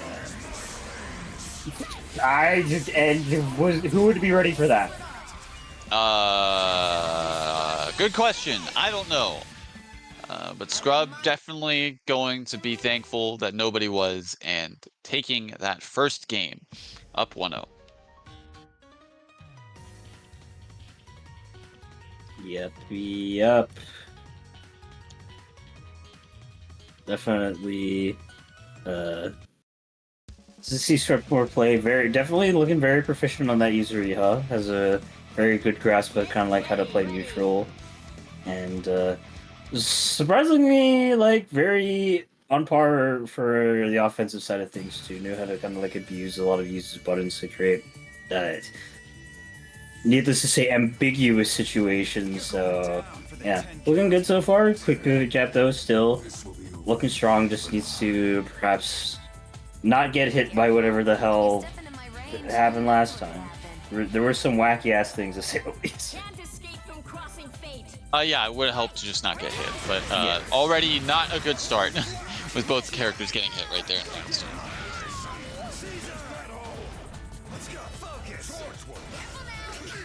Oh, the Tick's command grab, yeah. Going to be getting some damage. Corner positioning, and tried to get out of there with corkscrew assist, but to no avail. And Scrub keeping up all the pressure, just trying to make sure that all the resources are drained on the jab side. Oh, try to mash out. A bit of a drop combo there, but nonetheless still looking good, and a failed anti-air as well. But does tap the toes, able to get some amount of damage, but more importantly, back corner positioning.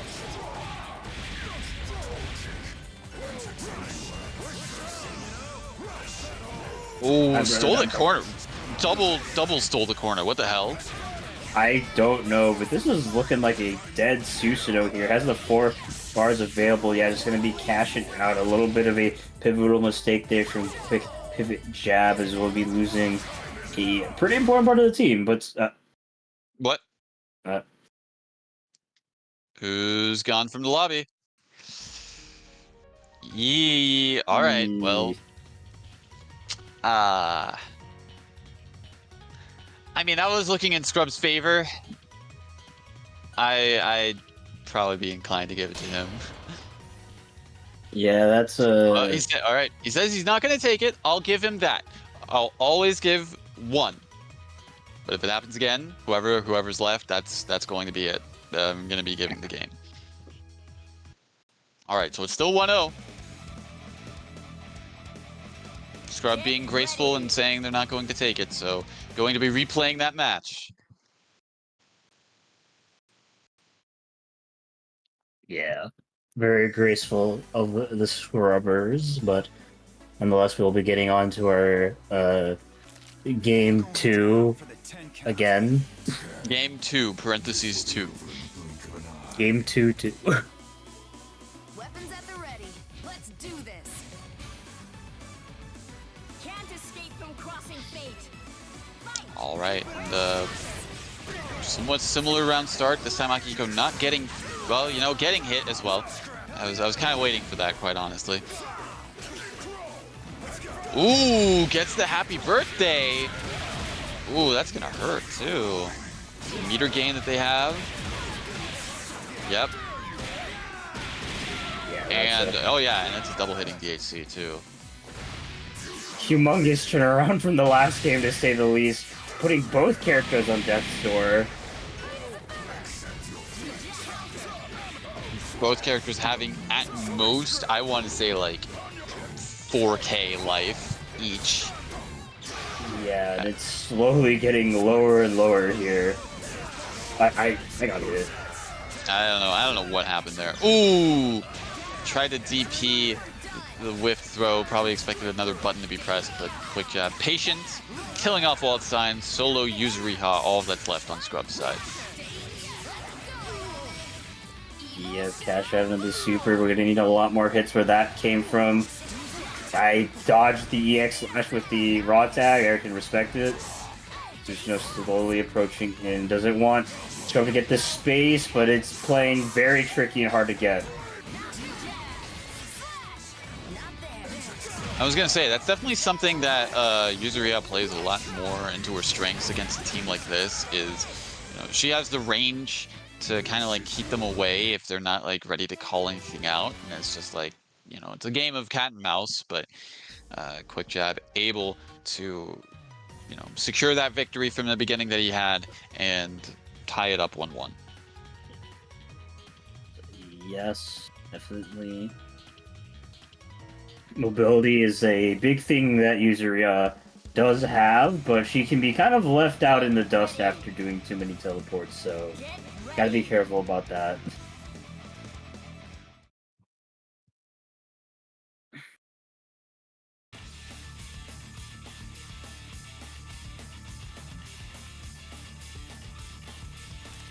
You're going down for the 10 count. Right, going into our game 3. Why don't you show me what Will there be another happy birthday this round? Can't Well, escape I'm sure Scrub's not hoping for that. He was, Sorry to say. Fortunately dropped, so it wasn't as big of a happy birthday as it could have been, but still, I mean, that was, you don't want that to happen to your team. What? Yuzu got That hit somehow. Yuzu got hit by the 5P despite being past it? There was like a reverse hitbox on it or something. It was really funny to see, but, Waldstein's dead. Yeah, Cyclone level 5, Resonance version of the super. Actually, wait, no, he's not. No, he's not. no. I was expecting a little bit more hits, but considering where it was on the start of that CC. I think That there's a was little bit more 12K. time. Ooh, just immediately got hit by that 2A. Not looking so fun. Actually, opposite burst out of the situation. Maybe just trying to burn a kill on the Akihiko. Respect the decision nonetheless. Okay, yeah, CC still available. Gets hit by the low. Nonetheless. Ooh, good pickup. Well- Oh, but unfortunately drops. Oh, no! Called the Waldstein and didn't protect him. But unfortunately for quick jab, that DP not working out for them either. So now it's a 1v1. just takes one hit here for the Aki to get something going, but the user not letting them able to just have it out. Yeah, very patiently so far. No punish. Oh, and the EX dive. Yeah, going to be cashing out as soon as they can, but you gotta be careful. There is 9 meters on deck for Scrub. Well, unfortunately, not going to be able to make use of that. And, yeah. No, quick jab. Was that the set? No. 2-1. 2-1. Okay. Right, I'm confusing the set, the match that didn't go through. Okay. Yeah. Still, nonetheless, Scrub sticking with the Yuzuriha Waldstein till the very end.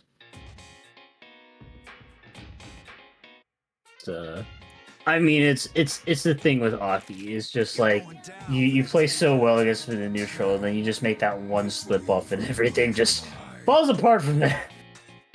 Don't worry, you can leave this one to me. Yeah. It'd be like that, especially against, well, I mean, not just Aki, but also Susanoo. We're gonna get hit by that rock 4P.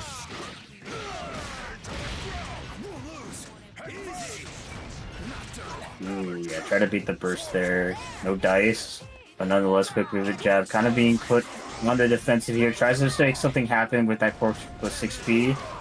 Not a great time to swap. Yeah, Scrub looked like he was waiting for that active swap to happen. And going to be getting... Was that a fuzzy? That looked like a fuzzy. He was crouching. It was just an instant overhead. Okay.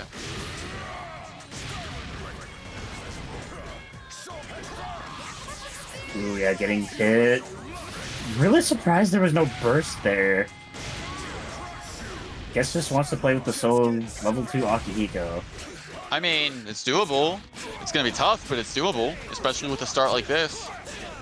Yeah, but there is no longer a partner to fall back on, so you just gotta play this as perfectly as you possibly can.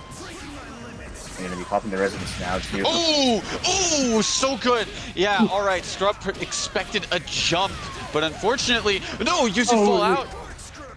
I mean, all things considered, if That's Scrub really good. was... Like, yeah, and if Scrub wasn't patient there, that user was gone. Like... Yeah.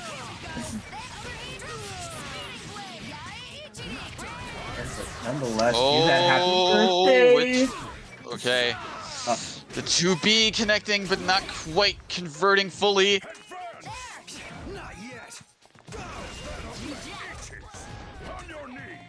Almost got sweeped there. Oh, but gets caught. Oh no, not quite dead. Oh no, oh no, oh no. Level 5 Cyclone gonna be punching him into the heavens there. User All it takes is one hit though, from either side. One hit, that's all it takes. Oh! And with the 5A starter, that should do it. Quick jab going to be taking the set 3-1 over Yo Faith Scrub. 2 for flinching, my guy. 2 for flinching. Yeah. Just that drop kill, giving Akihiko just that little bit of chance to make something happen, and quick pivot jab went like that and took the entire set off it. Jeez. I gave him my peril badges from one Aki to another. I gave him my peril badges. Yeah. Nonetheless, good stuff to both players. Scrub finishing his run tied for 5th. But we will be moving on to winners final side to see who moves to grands and who goes down into losers finals. It will be Ryazo versus Sonokun. Yep, and Ryazo swapping off the war crimes to only commit crimes with the Makoto Yumi. For now. Yeah, the set is young. The set is early. We'll have to see. Yeah, Sonokun not playing Namika, probably doesn't have as much faith in it in this set as the Heart, so which is understandable considering. So we'll see Heart shenanigans go about. Can't escape from crossing fate. Game 1, winners finals.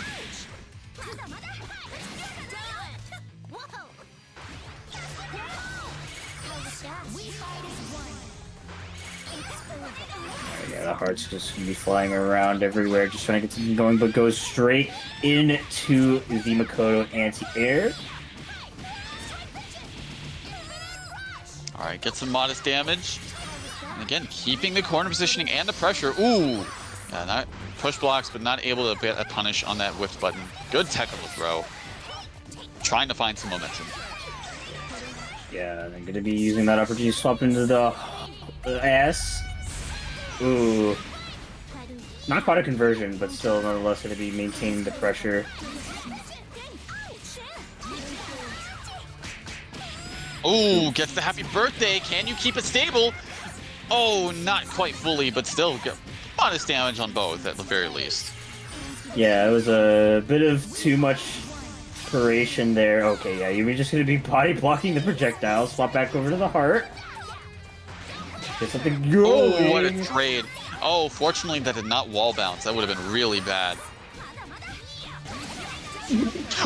What the frick was? It was 5B. It was 5B. Okay, That makes sense. I thought another move clashed with that. I would have been so surprised. Left with the But solo now S. We've seen solo S comebacks from Sonokun time and time again here, so not out of the realm of possibility. Ooh. Oh, the sword was a disjoint right there. I sure do hope your sword's a disjoint, but Hey, not so quite a you'd be kill. surprised. You'd be surprised in this game. Look, I play Ori. That thing is the half that thing is not disjointed. Oh no! Unfortunately, the super not quite cutting it and going to be killing off. Was that DHC necessary? We're going to be killing off the Heart S on Sonokun's side and taking the first game. Yeah.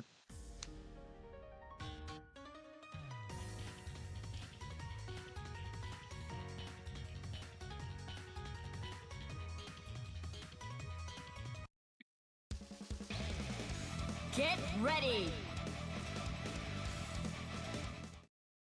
Yeah.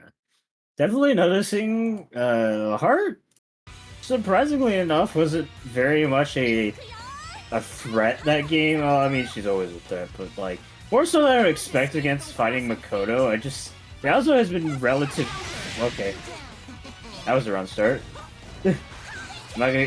That would like literally like a moth to a flame there. Like it. I'm trying to get words out. But things keep on happening. Things are happening. Heart is already in the red. Already almost dead, actually. Gotta be careful with how you call her out at this point, Sonokun. But nonetheless, once again, we're seeing the S shine more so than the Heart. Yeah. Instant.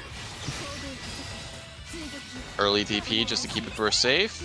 Trying to bait out a burst. Ryuzo not biting, but unfortunately, push block called out. And Makoto left by her lonesome, and honestly, seems like going to be joining Yumi pretty soon. Yep. Too much mashing there. And just couldn't quite get that Yumi out. Snowballed into that Makoto dying. It was a not a great situation for Ryuzo to be in. But I'm just gonna go straight back in. Get ready. Just man, I never felt like I've never seen Sonokun's Heart get bullied this much, but that being said, he's navigating around the matchup very well with the S. Ooh, alright, good back homing to avoid the assist. Anti-air 5C, oh my god. I just want to point out she was slightly invul from that too, so some of the 6P didn't hit. Or 5P. That's hilarious. Alright, and unfortunately the assist calls on Ryuzo's side not quite working out very well. And just getting zoned out by the projectiles. Yeah, unfortunately, the one time they actually get to go in, not working out here, sets up the sandwich, but nothing quite coming out of it yet. And yeah, I gotta deal with their squirrel shenanigans. Just gonna grab you out of it. Don't think it's gonna be a kill with the meter gain though. It's gonna be close. Oh, but base the burst. That's going to hurt. Oh no. Oh, I mean, it was still like 6k meterless. That is blocked. That's dead. That's dead on both characters if he just supers. Oh wait, no, I forget. No. Yeah, the way that it works. But unfortunately, Makoto's going to be going down. Yumi going to follow. And Sonokun up 2-1 in the set now. Yeah, that was a wild way to end it. But yeah, Ryazo down 2 games. I wonder if this is when they're gonna bring out the war crimes. They're waiting. I'm pretty sure they're thinking about it. Yep, there it is. Get ready. Oh man. Look. 9 versus Heart sucks. There's no other way around it. This is gonna be really rough for Sonokun, but the star of the show has been the S so far. That being said, I'm pretty sure it still sucks for S, so... Oh, yep, homing's right through all those buttons that Ryazo tried to press. Gets the conversion afterwards, and going to be getting corner positioning once again. I'm surprised he blocked that. I didn't see that. But nonetheless, ooh, actually was able to beat out the Smash Ball.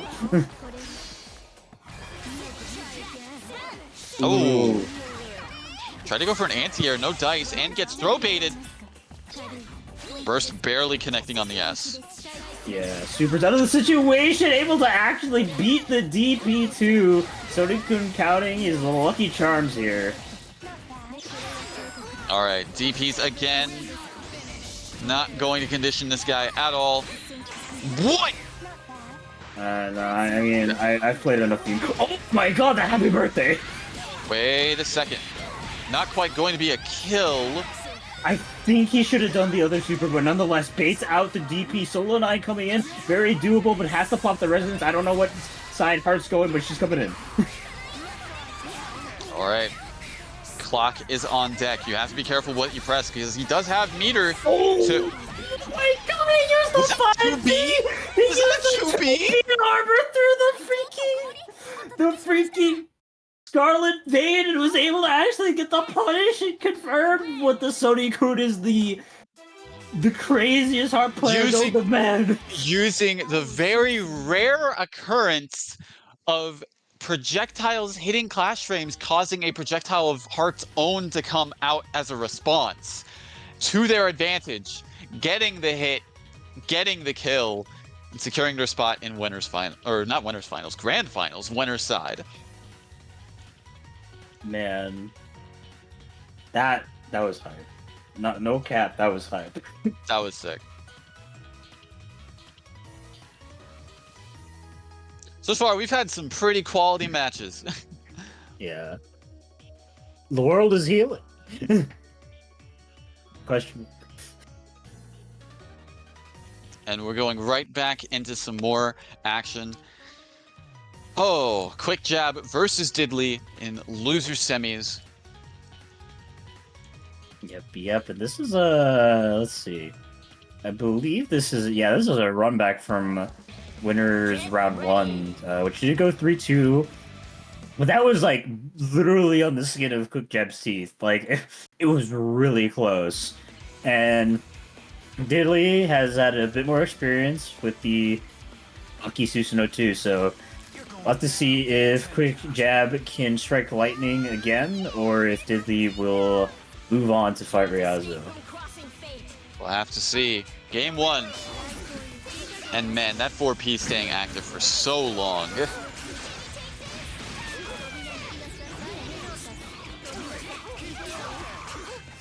Ooh, unfortunate spacing there for the 2B, but allowing Susanoo to get back safely. But you know, that 4P. Really fast. Yep.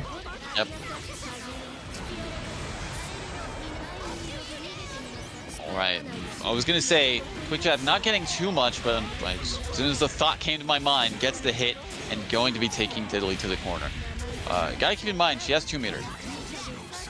Yeah, she does, and she will be spending it here for this counter hit 5A starter.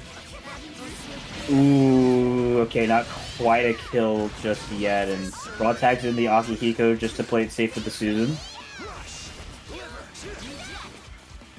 Ooh, you gotta be careful with that Susanoo call. Oh, no, he's dead. Yeah, free assist starter. Gonna be tons of damage. Doesn't even need the CC, I don't think so. But it's gonna spend it anyways. Like, just cash it out. Show us your casual TOD. What does it look like? That would have been 17.8k. Yeah. Would have killed most of the cast.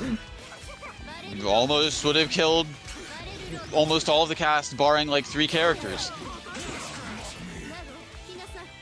Just stare Good patience from both of them. Oh, but too much patience on the side of Diddley. Yep. I'm wondering if he's gonna try to kill her. No, just gonna keep it simple, keep it clean. Just keep this Rachel in the corner, probably as long as they possibly can. At least wait some push good block. DP. Man, didn't actually really push block much in that scenario. Didn't have the meter for it, obviously, or much meter for it. But call out, not quite enough to kill though. Yeah, definitely gonna be kind of a lifeline there. I think for quick pivot jab. Good push blocks, good defense so far, but gotta be careful. Oh yeah. Overhead. Oh well, I was right. There was an attempt. Yep. Just gotta be very careful. It's going to be rough going for Rachel. Yeah, still needs another hit, another conversion to be able to kill off the Susanoo. Yeah, but I mean, Rachel can definitely get those hits quite easily, but one sneeze on both sides. Ooh. Ooh. Oh, we are in Neutral, rampage time. Oh, bruh. but the 4A. I can't believe that 4A yet. Ain't gonna cap. I can't believe it. All right, quick jab up 1-0 in this set. Yeah. The damage, I'd say the damage difference is definitely being a major factor here in how this set is going. Yeah, like the thing is like, while neutral wise, Rachel Ruby like most definitely like beats out Aki Susanoo. The damage differential makes up so much that Diddley comparatively has to play more perfectly than Quick Pivot. Absolutely, because I mean we see one interaction cause Ruby to be at half life, and that's no. Ooh yeah. But I mean, even with this happy birthday, look at the damage. That was 5k, a little less than that on both characters. Nothing to sneeze at, mind you, but Aki can do that in throw combo. Yeah, he's already got in here and he hasn't completed it yet. Ooh, yeah, gets crossed up there. Try to convert, but unfortunately not missing out. Ooh, gets hit by the 6P. Unfortunately, how did Susan get hit by that and not Aki? That was crazy. I'm not sure, but George coming in, scaling the combo maybe a bit more than Diddley would like. Oh no, okay, that could have been a pretty bad mistake there, but the Susanoo going to be taking the brunt of the damage instead.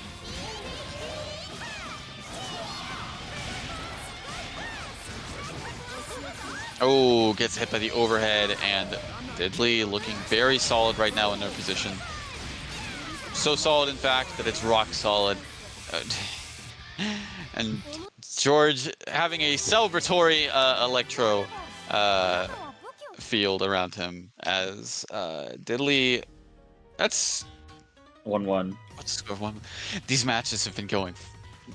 I don't know, man. I felt like that was 2-2.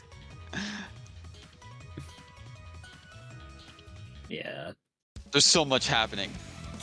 Look, tonight has been quite a chaotic night at BBTAG, but it's been good.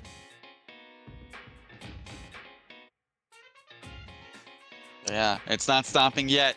If we still have this set and potentially 2, if not 3 more sets.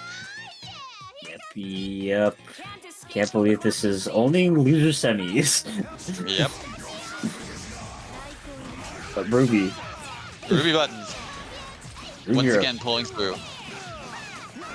Oh, wait, Oh no! hello? Okay, okay. Fortunately, good assist call from Diddley, protecting Ruby right there. That could have been super bad. Super bad. This is super bad. It could have been worse. Far. Yeah, That's safe. that's You still gotta safe. no, that's still safe. Yeah, you gotta wait. Ooh. All right, good bob and weave to avoid the assist, but nonetheless, yeah, you gotta be careful with Susanoo assist now. I gotta be careful with Aki on point too. Ooh, gonna be choosing the Akihiko to basically die here. Forcing out some meter usage at the very least, and the cross combo gauge, but nonetheless gonna be getting a kill on the character. The jab popping the resonance to get some of that life back, but Diddley playing it smart, playing it simple, just gonna be threatening those Ruby buttons and get that kill on the Akihiko, putting up another game on the board. All right, set point for Diddley.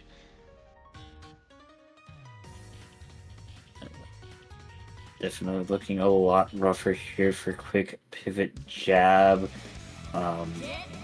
Basically just much less mistakes, I think, being made on Diddley's part. A lot of combos are being complete. Everything looks a lot more airtight. It's been hard for quick pivot jab to find those hits compared to the last sets they played in. So gonna be maybe need to be a bit more frisky about how they approach.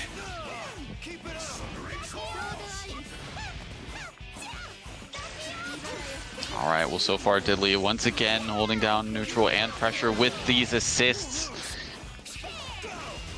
Ooh, not quite a TRM call out, and getting the overhead as well on the Akihiko. Oh, fortunate trade. Well, fortunate trade on the side of Diddley, because if Akihiko did not get hit, that would have been terrible.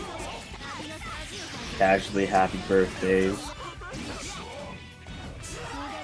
Ooh, yeah, not respecting the 2 bars there.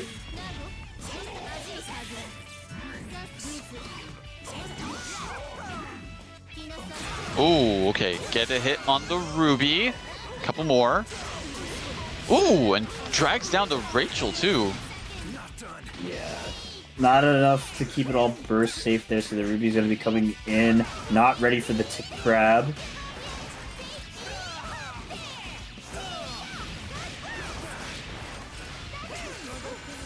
Ooh, good DP to avoid the throw.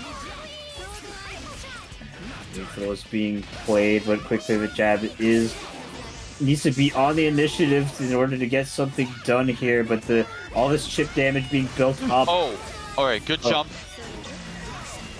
That Rachel has 2 meter. Oh, he got it. He got freaking hit by the one. The farm animals are coming out. I don't know what's going on. Quick pivot jab. Gotta be really careful about it calls the Susanoo. I mean, everything is on fire right now, basically for him. Oh no! No. Oh, not able to avoid the 4P and quick jab. Gonna be going down in 4th place to Diddley, but nonetheless a fantastic showing. Very good stuff tonight. Yep. Definitely very strong with the Akihiko, and for the most part, really good navigation around a pretty poor matchup. Was looking very good in a lot of spots there. Even took a game off Diddley, but couldn't quite prevail in the loser semifinals out of the bracket. But yeah, nonetheless, our top 3 has been decided. It'll be Sorikun, Diddley, and Ryazu.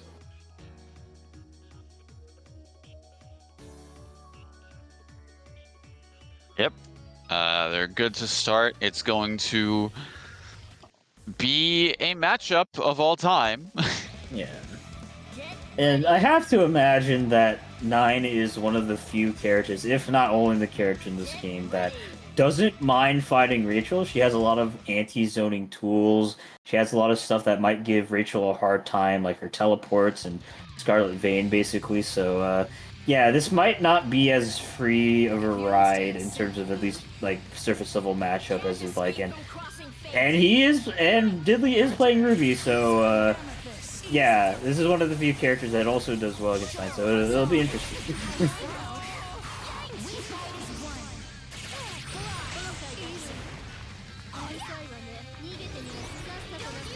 All right, now I was gonna say a little bit of moving around, little pokes, but Diddley's starting to get something, but only it's like small hit.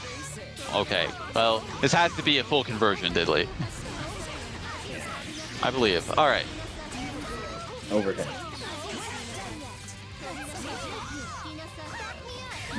Consistently.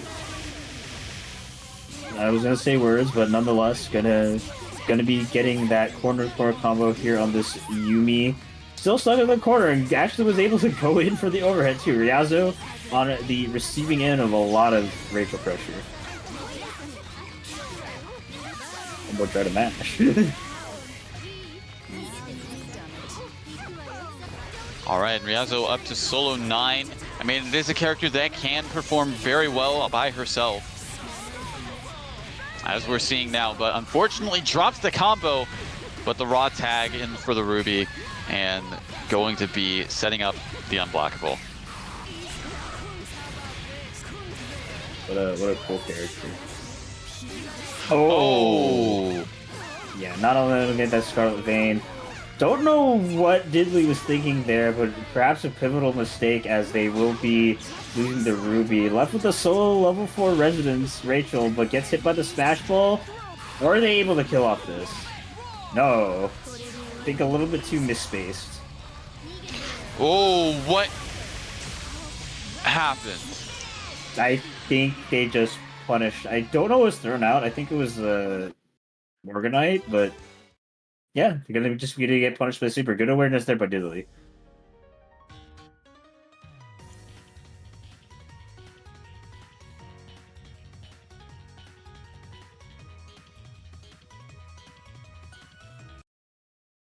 All right, yeah, going to be taking the first game. Ryazo almost bringing it back, but not quite able to. So let's see if they're able to get a bit more of their footing and bring things back to tie it up. And already a good start. Oh, and he lost the round start. Gotcha. There's no way, right? There's no way, right? No, you can. He messed up the TOD. Brother. Like What are you straight up, doing? like straight up, that was a 1 game. I mean, it's still a 1 game here, but like, all right, cool. I mean, okay, interactive, fun gameplay, but brother, you had the TOD.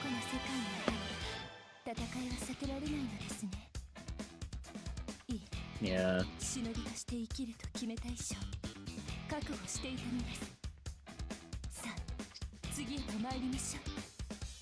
Okay, well, that was a quick response from Ryazo there. Going back into it.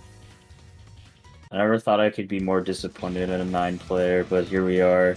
Get ready. Get ready.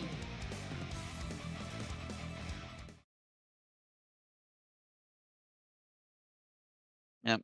Unfortunately, Twitter clip ruined. Could have saved that. Could have gotten the clout. Doing it in bracket. Doing it in bracket, you could have gotten it. But no, had to ruin it for yourself. It was nobody else's fault but you. In any case, also you are in the corners. That's also nobody else's fault but you.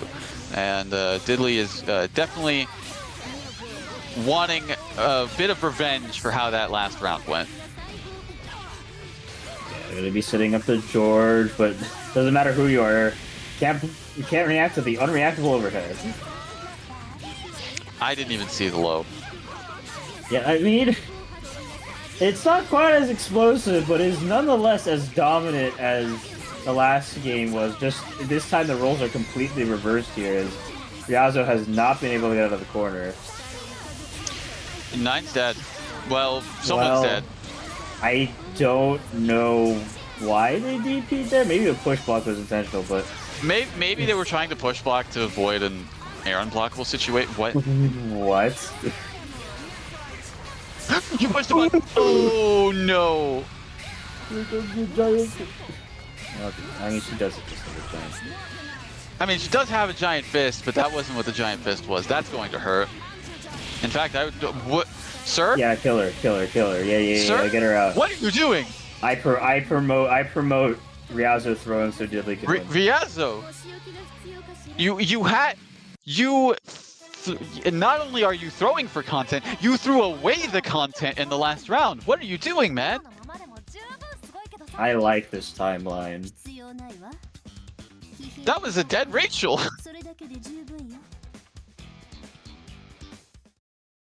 Look, I am the believer that Rachel is, in fact, war crimes incarnate. However, we are living in a good timeline. For the 9 players being cringe.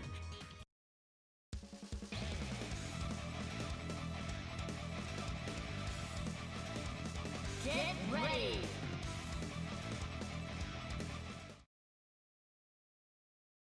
Anyways, 1-2. Set point for Diddley. Yeah? Can't escape from crossing fate. Will the timeline resolve itself to prove that the Rachel player is superior? Well, we will have to find out.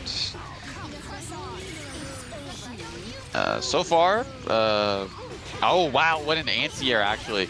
Going to be getting, yeah, combo and corner positioning now. Oh, there's the burst, so not quite. But still, George holding it down, as always, in the neutral. Not quite going to be able to catch up with the speed of Yumi, though.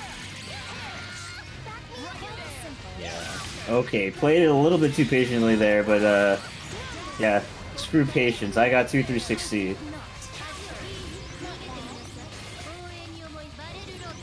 Alright, looking very good for Riazzo currently, but it is Rachel. You have to make sure you don't... I mean, what? Who's seeing that? Simply guessed right. That was a very surprising time to color red one. Probably expected the projectiles to last a little bit longer in that scenario, maybe, but nonetheless, Rachel's not really going to get used to that resonance. Yeah, gonna be setting up the clock. Boom, there she goes. Tied up set. Well, if you couldn't handle that.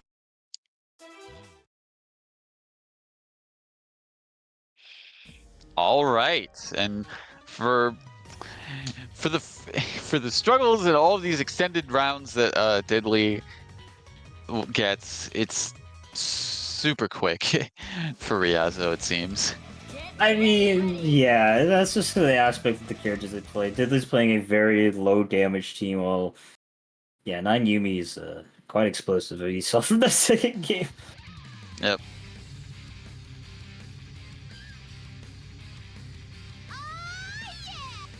Can't escape from crossing fate. All right, game 5 situation. That still comes out if you pop the CC Yeah, it does. early. It does. I hate this. Oh no, Diddley a little bit too trigger happy on the DP and going to be losing half life. Stuck in the corner. Oh, yeah. the spacing, the control. Yeah, the 9. Oh, That's just unfortunate. that actually is very unfortunate. I'm so sorry. Does 9 just get an unblockable off this? Can you loop up there? Bruh. What? I think What? the hurt box, like, extended forward a bit after the animations. Oh, it's so Jover. It's so Jover. Yeah, Diddley didn't even tech. She was done. Diddley saw the hit, probably went on their phone and just was like, "All right, I'm calling my ride. I'm going out of here." Yeah. Alright, well, looks like Riazzo will be getting their run back against Sony Kun. Probably angry, probably going to be playing that 9 instead of the Makoto. definitely a team that works out far better than Makoto, because not in the fan zone. But yeah, we'll see. I'm praying on his downfall though.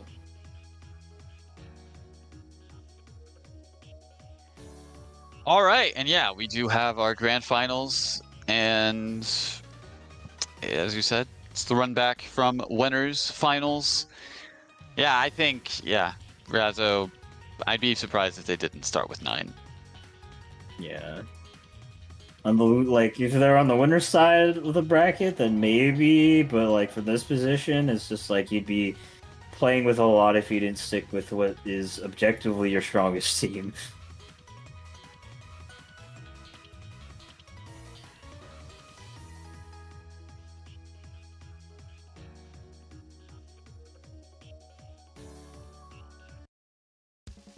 Yeah. Get ready.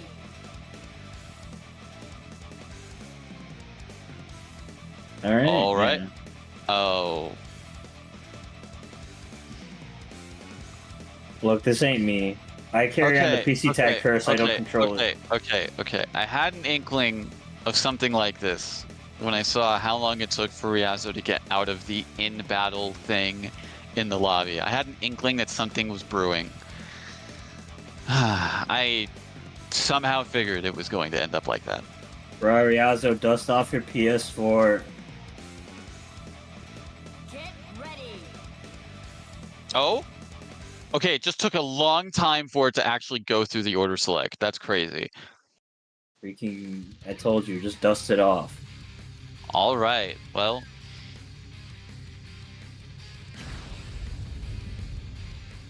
Oh, you poor thing. You can't even see how outclassed you are. Yeah, we're Going free from purgatory. into it.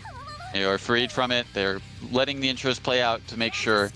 But yeah, going into our first round of grand finals and already off to, off to a start. Oh my god, everyone's bursting in.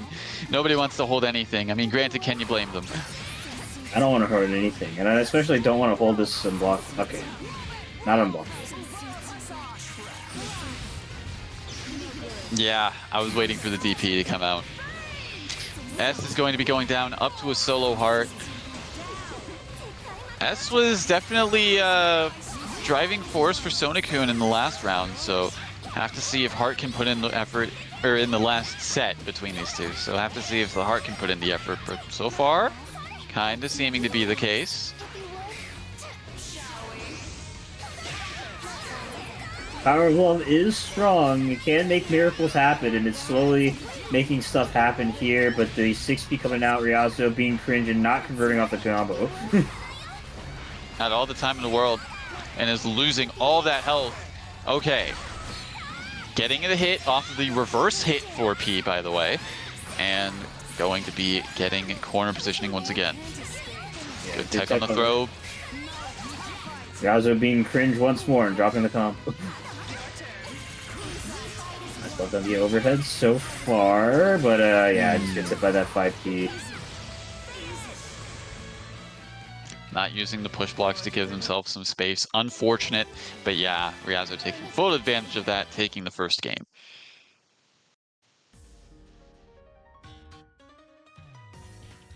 Yeah. I'm the fan. Get ready. Yeah, this is especially since Ryuzo's been like ready with this team. It's just like the proficiency and the navigation from Ryuzo's side has been a lot better. So it's gonna be a lot harder for, I mean, both of Sonokun's characters to do anything. But Sonokun doing well so far, trying to utilize that airspace, trying to use homing, mix them up in any way they can, but this is In a way, it's yeah, it's a little bit of a struggle for Sonokun to get really much started as it is. I mean, Ryuzo taking good advantage of the strong air buttons that 9 has, and yeah, waiting for their time to strike with the assists as well. yeah, and just coming in with the S, not looking so hot. Instant overhead available there, and not gonna go for the unblockable just yet, but just might go for the kill. Why did that suddenly like shoot up in damage? Like I know, It does like that. I know it does that, but why? She needs it. She don't give me that. I'm saying that sarcastically. I don't You know, even as care, a but joke. I don't want to hear the sarcasm. I need her gone from this game. Oh, but I don't need God from this game is that sick air dare. Sonokun is making this solo heart comeback happen. Nice on the throw. Ooh. Yeah, probably tried to go for that with that whiff fight. See, Oh! gets the hit on the 9 and thus, yeah, able to... Ooh, good tech on the throw. Ready for the tick throw. Oh, this is anybody's game. And with that kind of hit, that's not going to be enough. Yeah, it doesn't have the bar available. It goes for the slippy slide mix!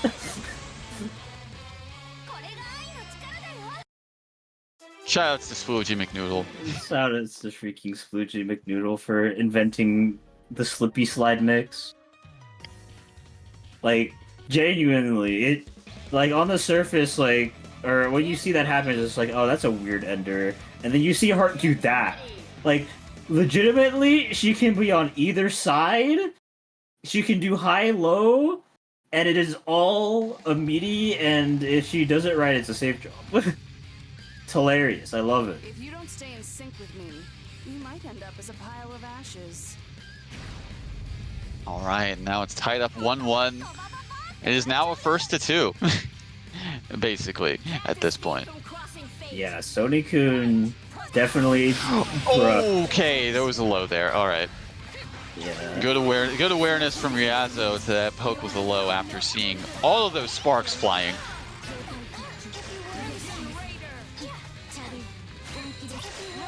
But yeah, as I stated earlier, actually, it's, you know, we saw the S putting in work last set. The Heart seems like it's going to be the one to put in a lot more of the effort. Ooh, good back homing to avoid the anti-air. But yeah, it doesn't seem like S is getting much opportunity, and honestly, Heart as well is not getting much opportunity to play the game. Yeah. Ooh, yeah, you're so slick. Your pressure's so nice.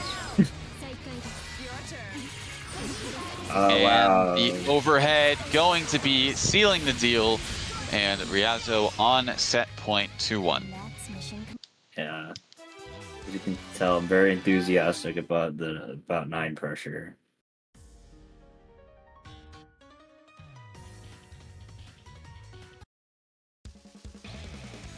Get ready. Well, I can tell you that Ryazo is enthusiastic about potentially getting this reset. Yeah, that he is, and it makes me sick.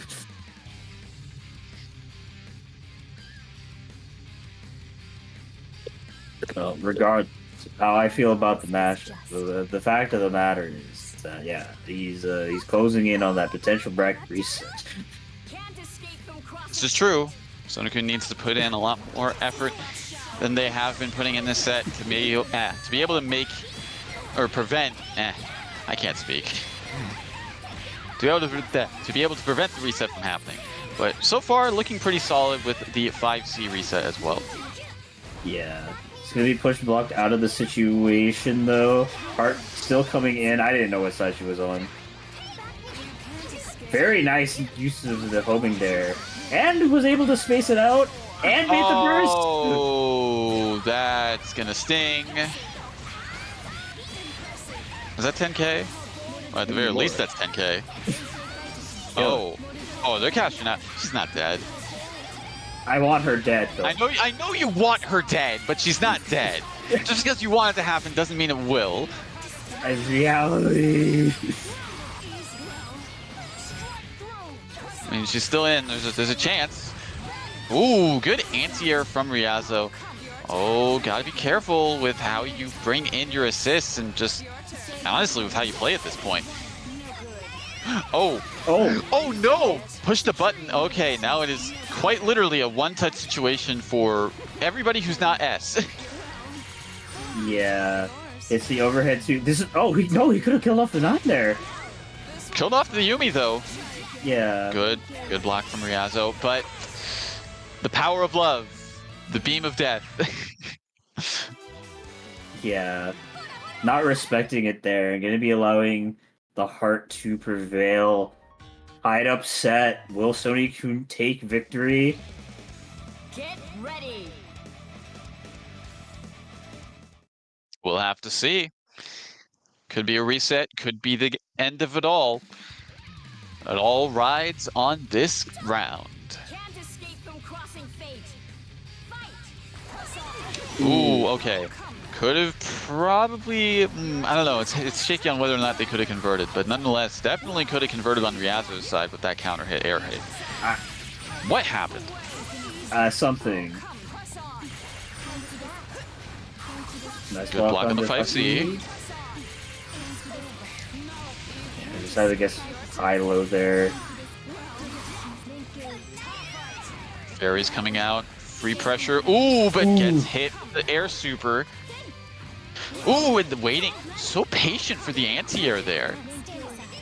Yeah, good stuff to Sony-kun so far. Nice block on the cross-up, though. Ooh, the stagger pressure with the projectiles. All right, Ryazo has to sort of be a little bit more careful. Not be... Ooh, that's one of the first times we've seen Sony-kun pull that out just raw like that. Yeah, and able to actually keep it all burst safe there. Well, mostly burst safe. There was a potential point there, but Ryazo had to time it perfectly. But a solo 9 comeback needs to be made in order for Ryazo to stay in this bracket.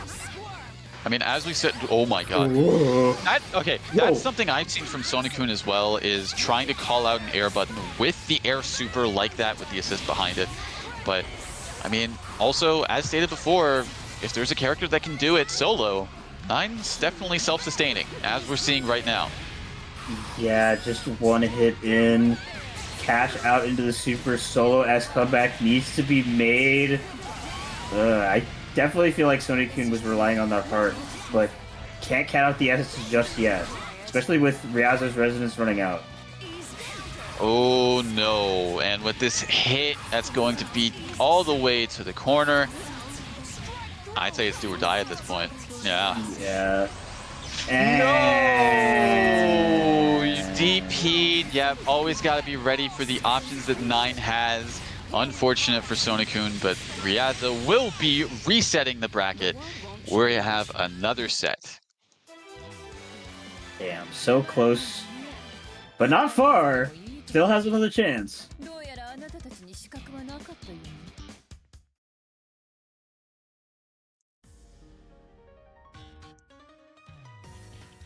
God.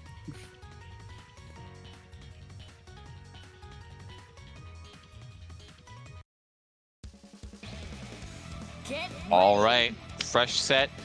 Everything is 0-0. Ryazo riding high off of that. Sony-kun has to stabilize and still play their heart out for these next few games. Yes. That was not an intentional pun. I just realized that. For once, that pun was not intentional. All right. but nonetheless, yeah, not looking too good with this start. Yeah, because it still comes back to... And if the first hit doesn't connect, it's still a low for the second one.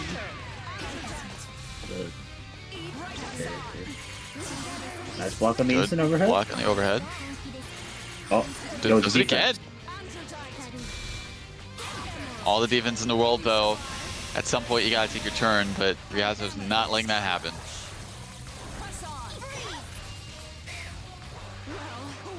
Ooh, just barely, yeah, avoiding that with the back homing. And going to be getting corner positioning as well. Yeah, committed too hard to that kick.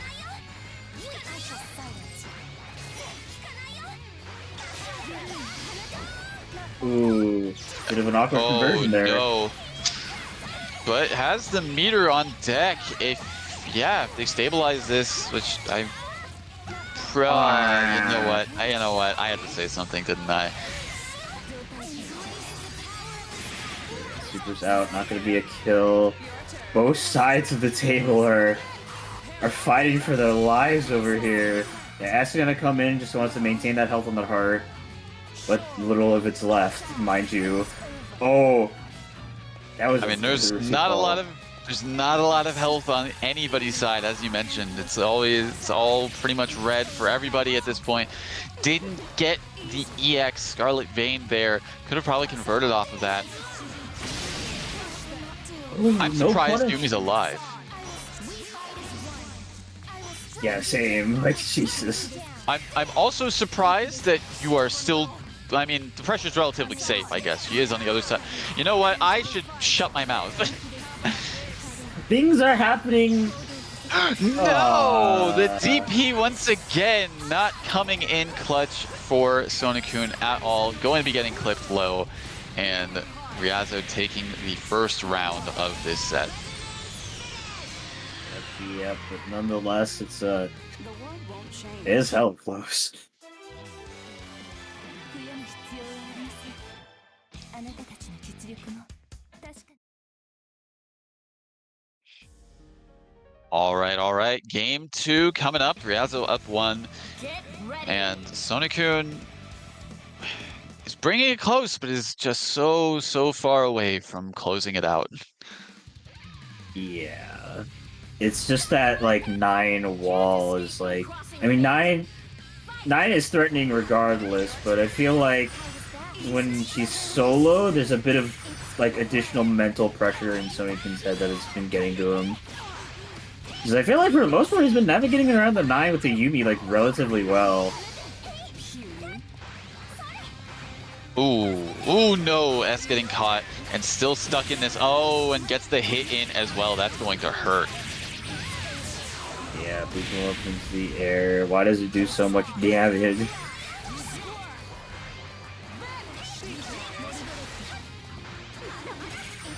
Oh, Nice good blocks. block. Very nice block, actually. That was insane.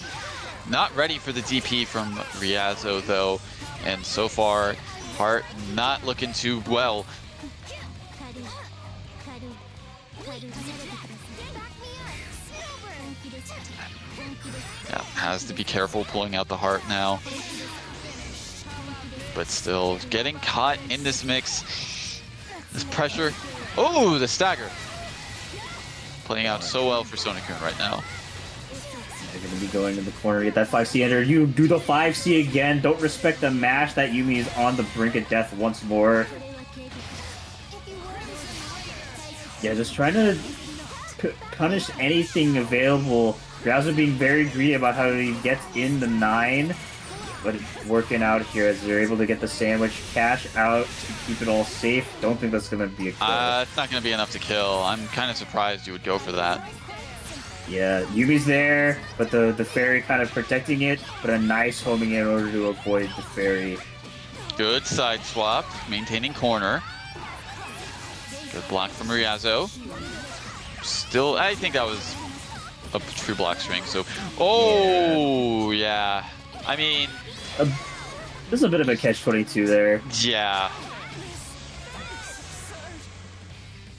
And with that hit, Sonokun tying it up 1-1.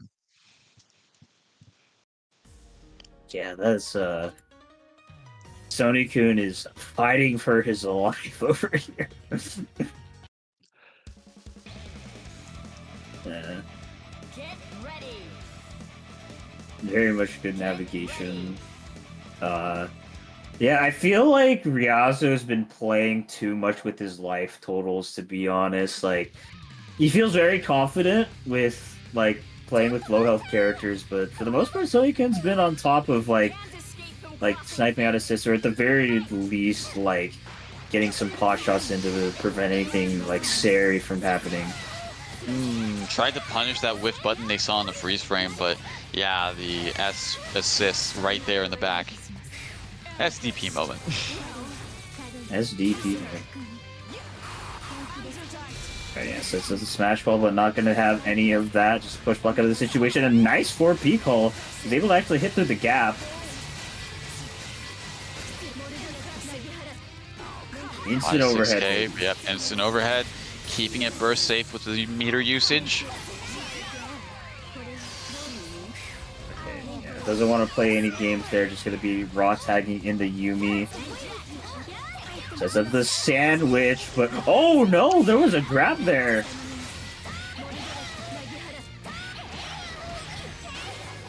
Oh, wow. Rare usage of that projectile being used as pressure, but yeah. Oh yeah, Heart Idol, baby, what side is she on? Nobody knows, not even the Heart player. They just fly, push buttons, and hope it works. That's not too far off. Yeah. And yeah, just like that, Sori-kun up 2 games, looking a bit different compared to the other side of the bracket, but nonetheless on the victory path right now. But Ryazo, well, the 9 Yumi things still are at play. I mean, still, Ryazo has been putting in work. I mean, we've seen it with this set so far and the previous one. So all it takes is really one interaction to really get things going for them. But will Sona-kun be able to keep things going and prevent that from happening? Yeah. Oh my god, I love how tricky Sona-kun is playing. Just really trying to cover like 9 teleport options. This will be slide. This will be slide. Where is she going? Oh no, unfortunate drop, and yeah, going to be getting hit by the 5A. What a godlike anti-air that move is. And going to be getting some good damage as well, yep. Yeah, wants to make that harder bleed in there. But, oh no. Nice mash, but not believing in it. Gonna use that opportunity to get in the S. Very patiently here. Oh! Okay, I was really worried about that heart call. Oh, the stagger! The stagger on the projectiles has been working out so well for Sona-kun. Yeah, hits the TRM, but no conversion. More importantly, getting that Yumi out, but hits the 9. Actually has enough meter on deck just to kill her off. Yeah, needs to spend the DHC, but it's well worth it. The problem character is away. Solo Yumi comeback needs to be made. Right, now you gotta guess for your life. Unfortunately, you guessed wrong. Your life is forfeit. Sona-kun will be winning Grand Finals in that reset and be taking first place in this week's WNF BBTAG bracket. Good work. Good stuff. Good stuff. Absolutely. Very good stuff to Sony-kun. Able to make it through a very tough matchup, all things considered, just through the power of love. Very much like how they're playing. But yeah, Ryazo still making it to the second place with the 9 Yum. Good stuff to them tonight. And yeah, this has been a very exciting WNF. Absolutely, no, 100% agree. And of course, it was, nonetheless, as I said prior to the start of this bracket, we're going to see some quality matches, and especially they delivered throughout tonight as a whole. But of course, all good things must come to an end. But yeah, rounding out the top 3 for those who are tuning in just at the tail end of things. In 3rd place, we had Diddley. In 2nd place, with Ryazo, and 1st place, I believe this is 2 weeks in a row, if I'm not mistaken, for Sona-kun. I'll have to double check that, but I believe it's 2 weeks in a row for them. Oh no, Monkey was. Monkey. I'm thinking of previous PSN before that. Yeah. I think. Yeah. But nonetheless, good stuff to them for winning this week, and yeah, one hell of a bracket all around. Yeah, one hell of a bracket indeed. But you know who makes one hell of a bracket? Our wonderful WNF crew. Big shout outs to my fellow commentator and consistent DO Master Chief for holding it down on the mic and holding it down on the bracket side of things, making sure that everything runs as smoothly as possible. Wouldn't be the the smooth WNF experience that we get without him. And another big shout outs to our wonderful streamer Red E30 for holding it down on the streaming side of things, making sure everyone at home gets to watch the sick BB tag action. Definitely wouldn't be here without these two, so give them a big shout outs. But gotta give a big shout outs to some equally important people, the viewers and the players at home who showed up and did everything, whether or not you watched for 5 minutes or 10 minutes or an hour or the entire thing. Your presence is very much appreciated. Glad to see people supporting the scene and our players that got to show their stuff. No matter how poorly or how well you place, you are great for showing up to our tournaments. And just a big shout outs to everyone involved once again. But yeah, this has been Lonely signing out. Of course. And thank you, Lon, for holding it down on the mic with me. For commentary, always a pleasure to have you provide insight, analysis, clearly unbiased commentary as well for WNF BBTAG. Always a pleasure to be paired up with you, and also, again, to have you on the commentary team.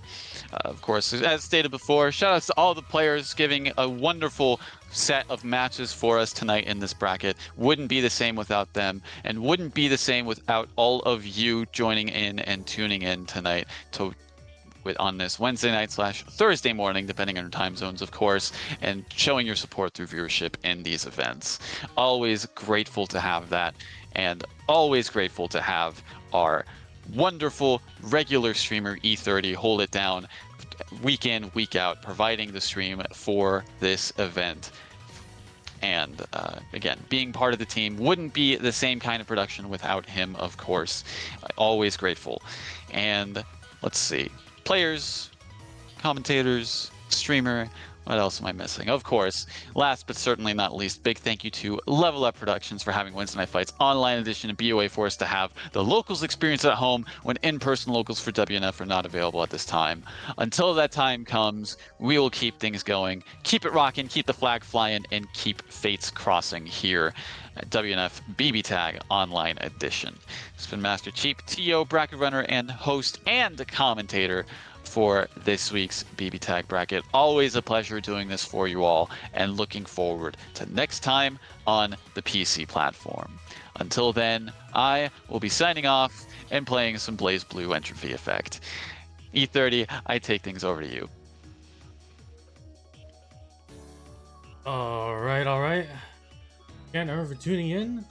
If you're here watching for benevolence on this Wednesday night is touching. But gotta give a big shout outs to Lon Lily holding it down on the mic, bringing in all the informative, bringing in the information with a little bit of hater energy on the side. Always an entertaining voice here on the. So shout outs to as Chief for not only commentating, but also, as per usual, holding it down on the bracket side of things, making sure it is running as smoothly as possible. Big shout outs to both of them for always making these Wednesday nights always a pleasure with working with them. But a couple reminders. I will start off with something in the near future. If you like to see one of Korea's finest in go to CEO Otaku. If you have a chance to contribute to that, click that link below and it will go send you to the tweet. Find the link to donate to GoFundMe and Elon Otaku. Going into the past a little bit, yesterday was the first of 7 of special series by the Big 8, Twitch.tv/ICU Hater, with There Will Be Blood. Special rules in place. Be sure to check them out. Points are racking up fast for this event, and if you are in the top 8, we'll get a hitbox, or if you win the whole thing. So check them out. As I said, points are accumulating fast, so gotta stay consistent, gotta stay on it. And going into the near future, Railfire Legion's got your back with another tag tournament. If you want some of those delicious permadeath astral rules in play, tomorrow they have it back at 5 p.m. be sure to check them out and more information on. And some of you might be wondering, what about some PC events? Well, the House of Casuals has your back this Saturday, 6:30 p.m. Central Standard Time. I believe, yeah, it's open to everyone. If you're interested in that, it is on the PC platform. Information in the tweet below.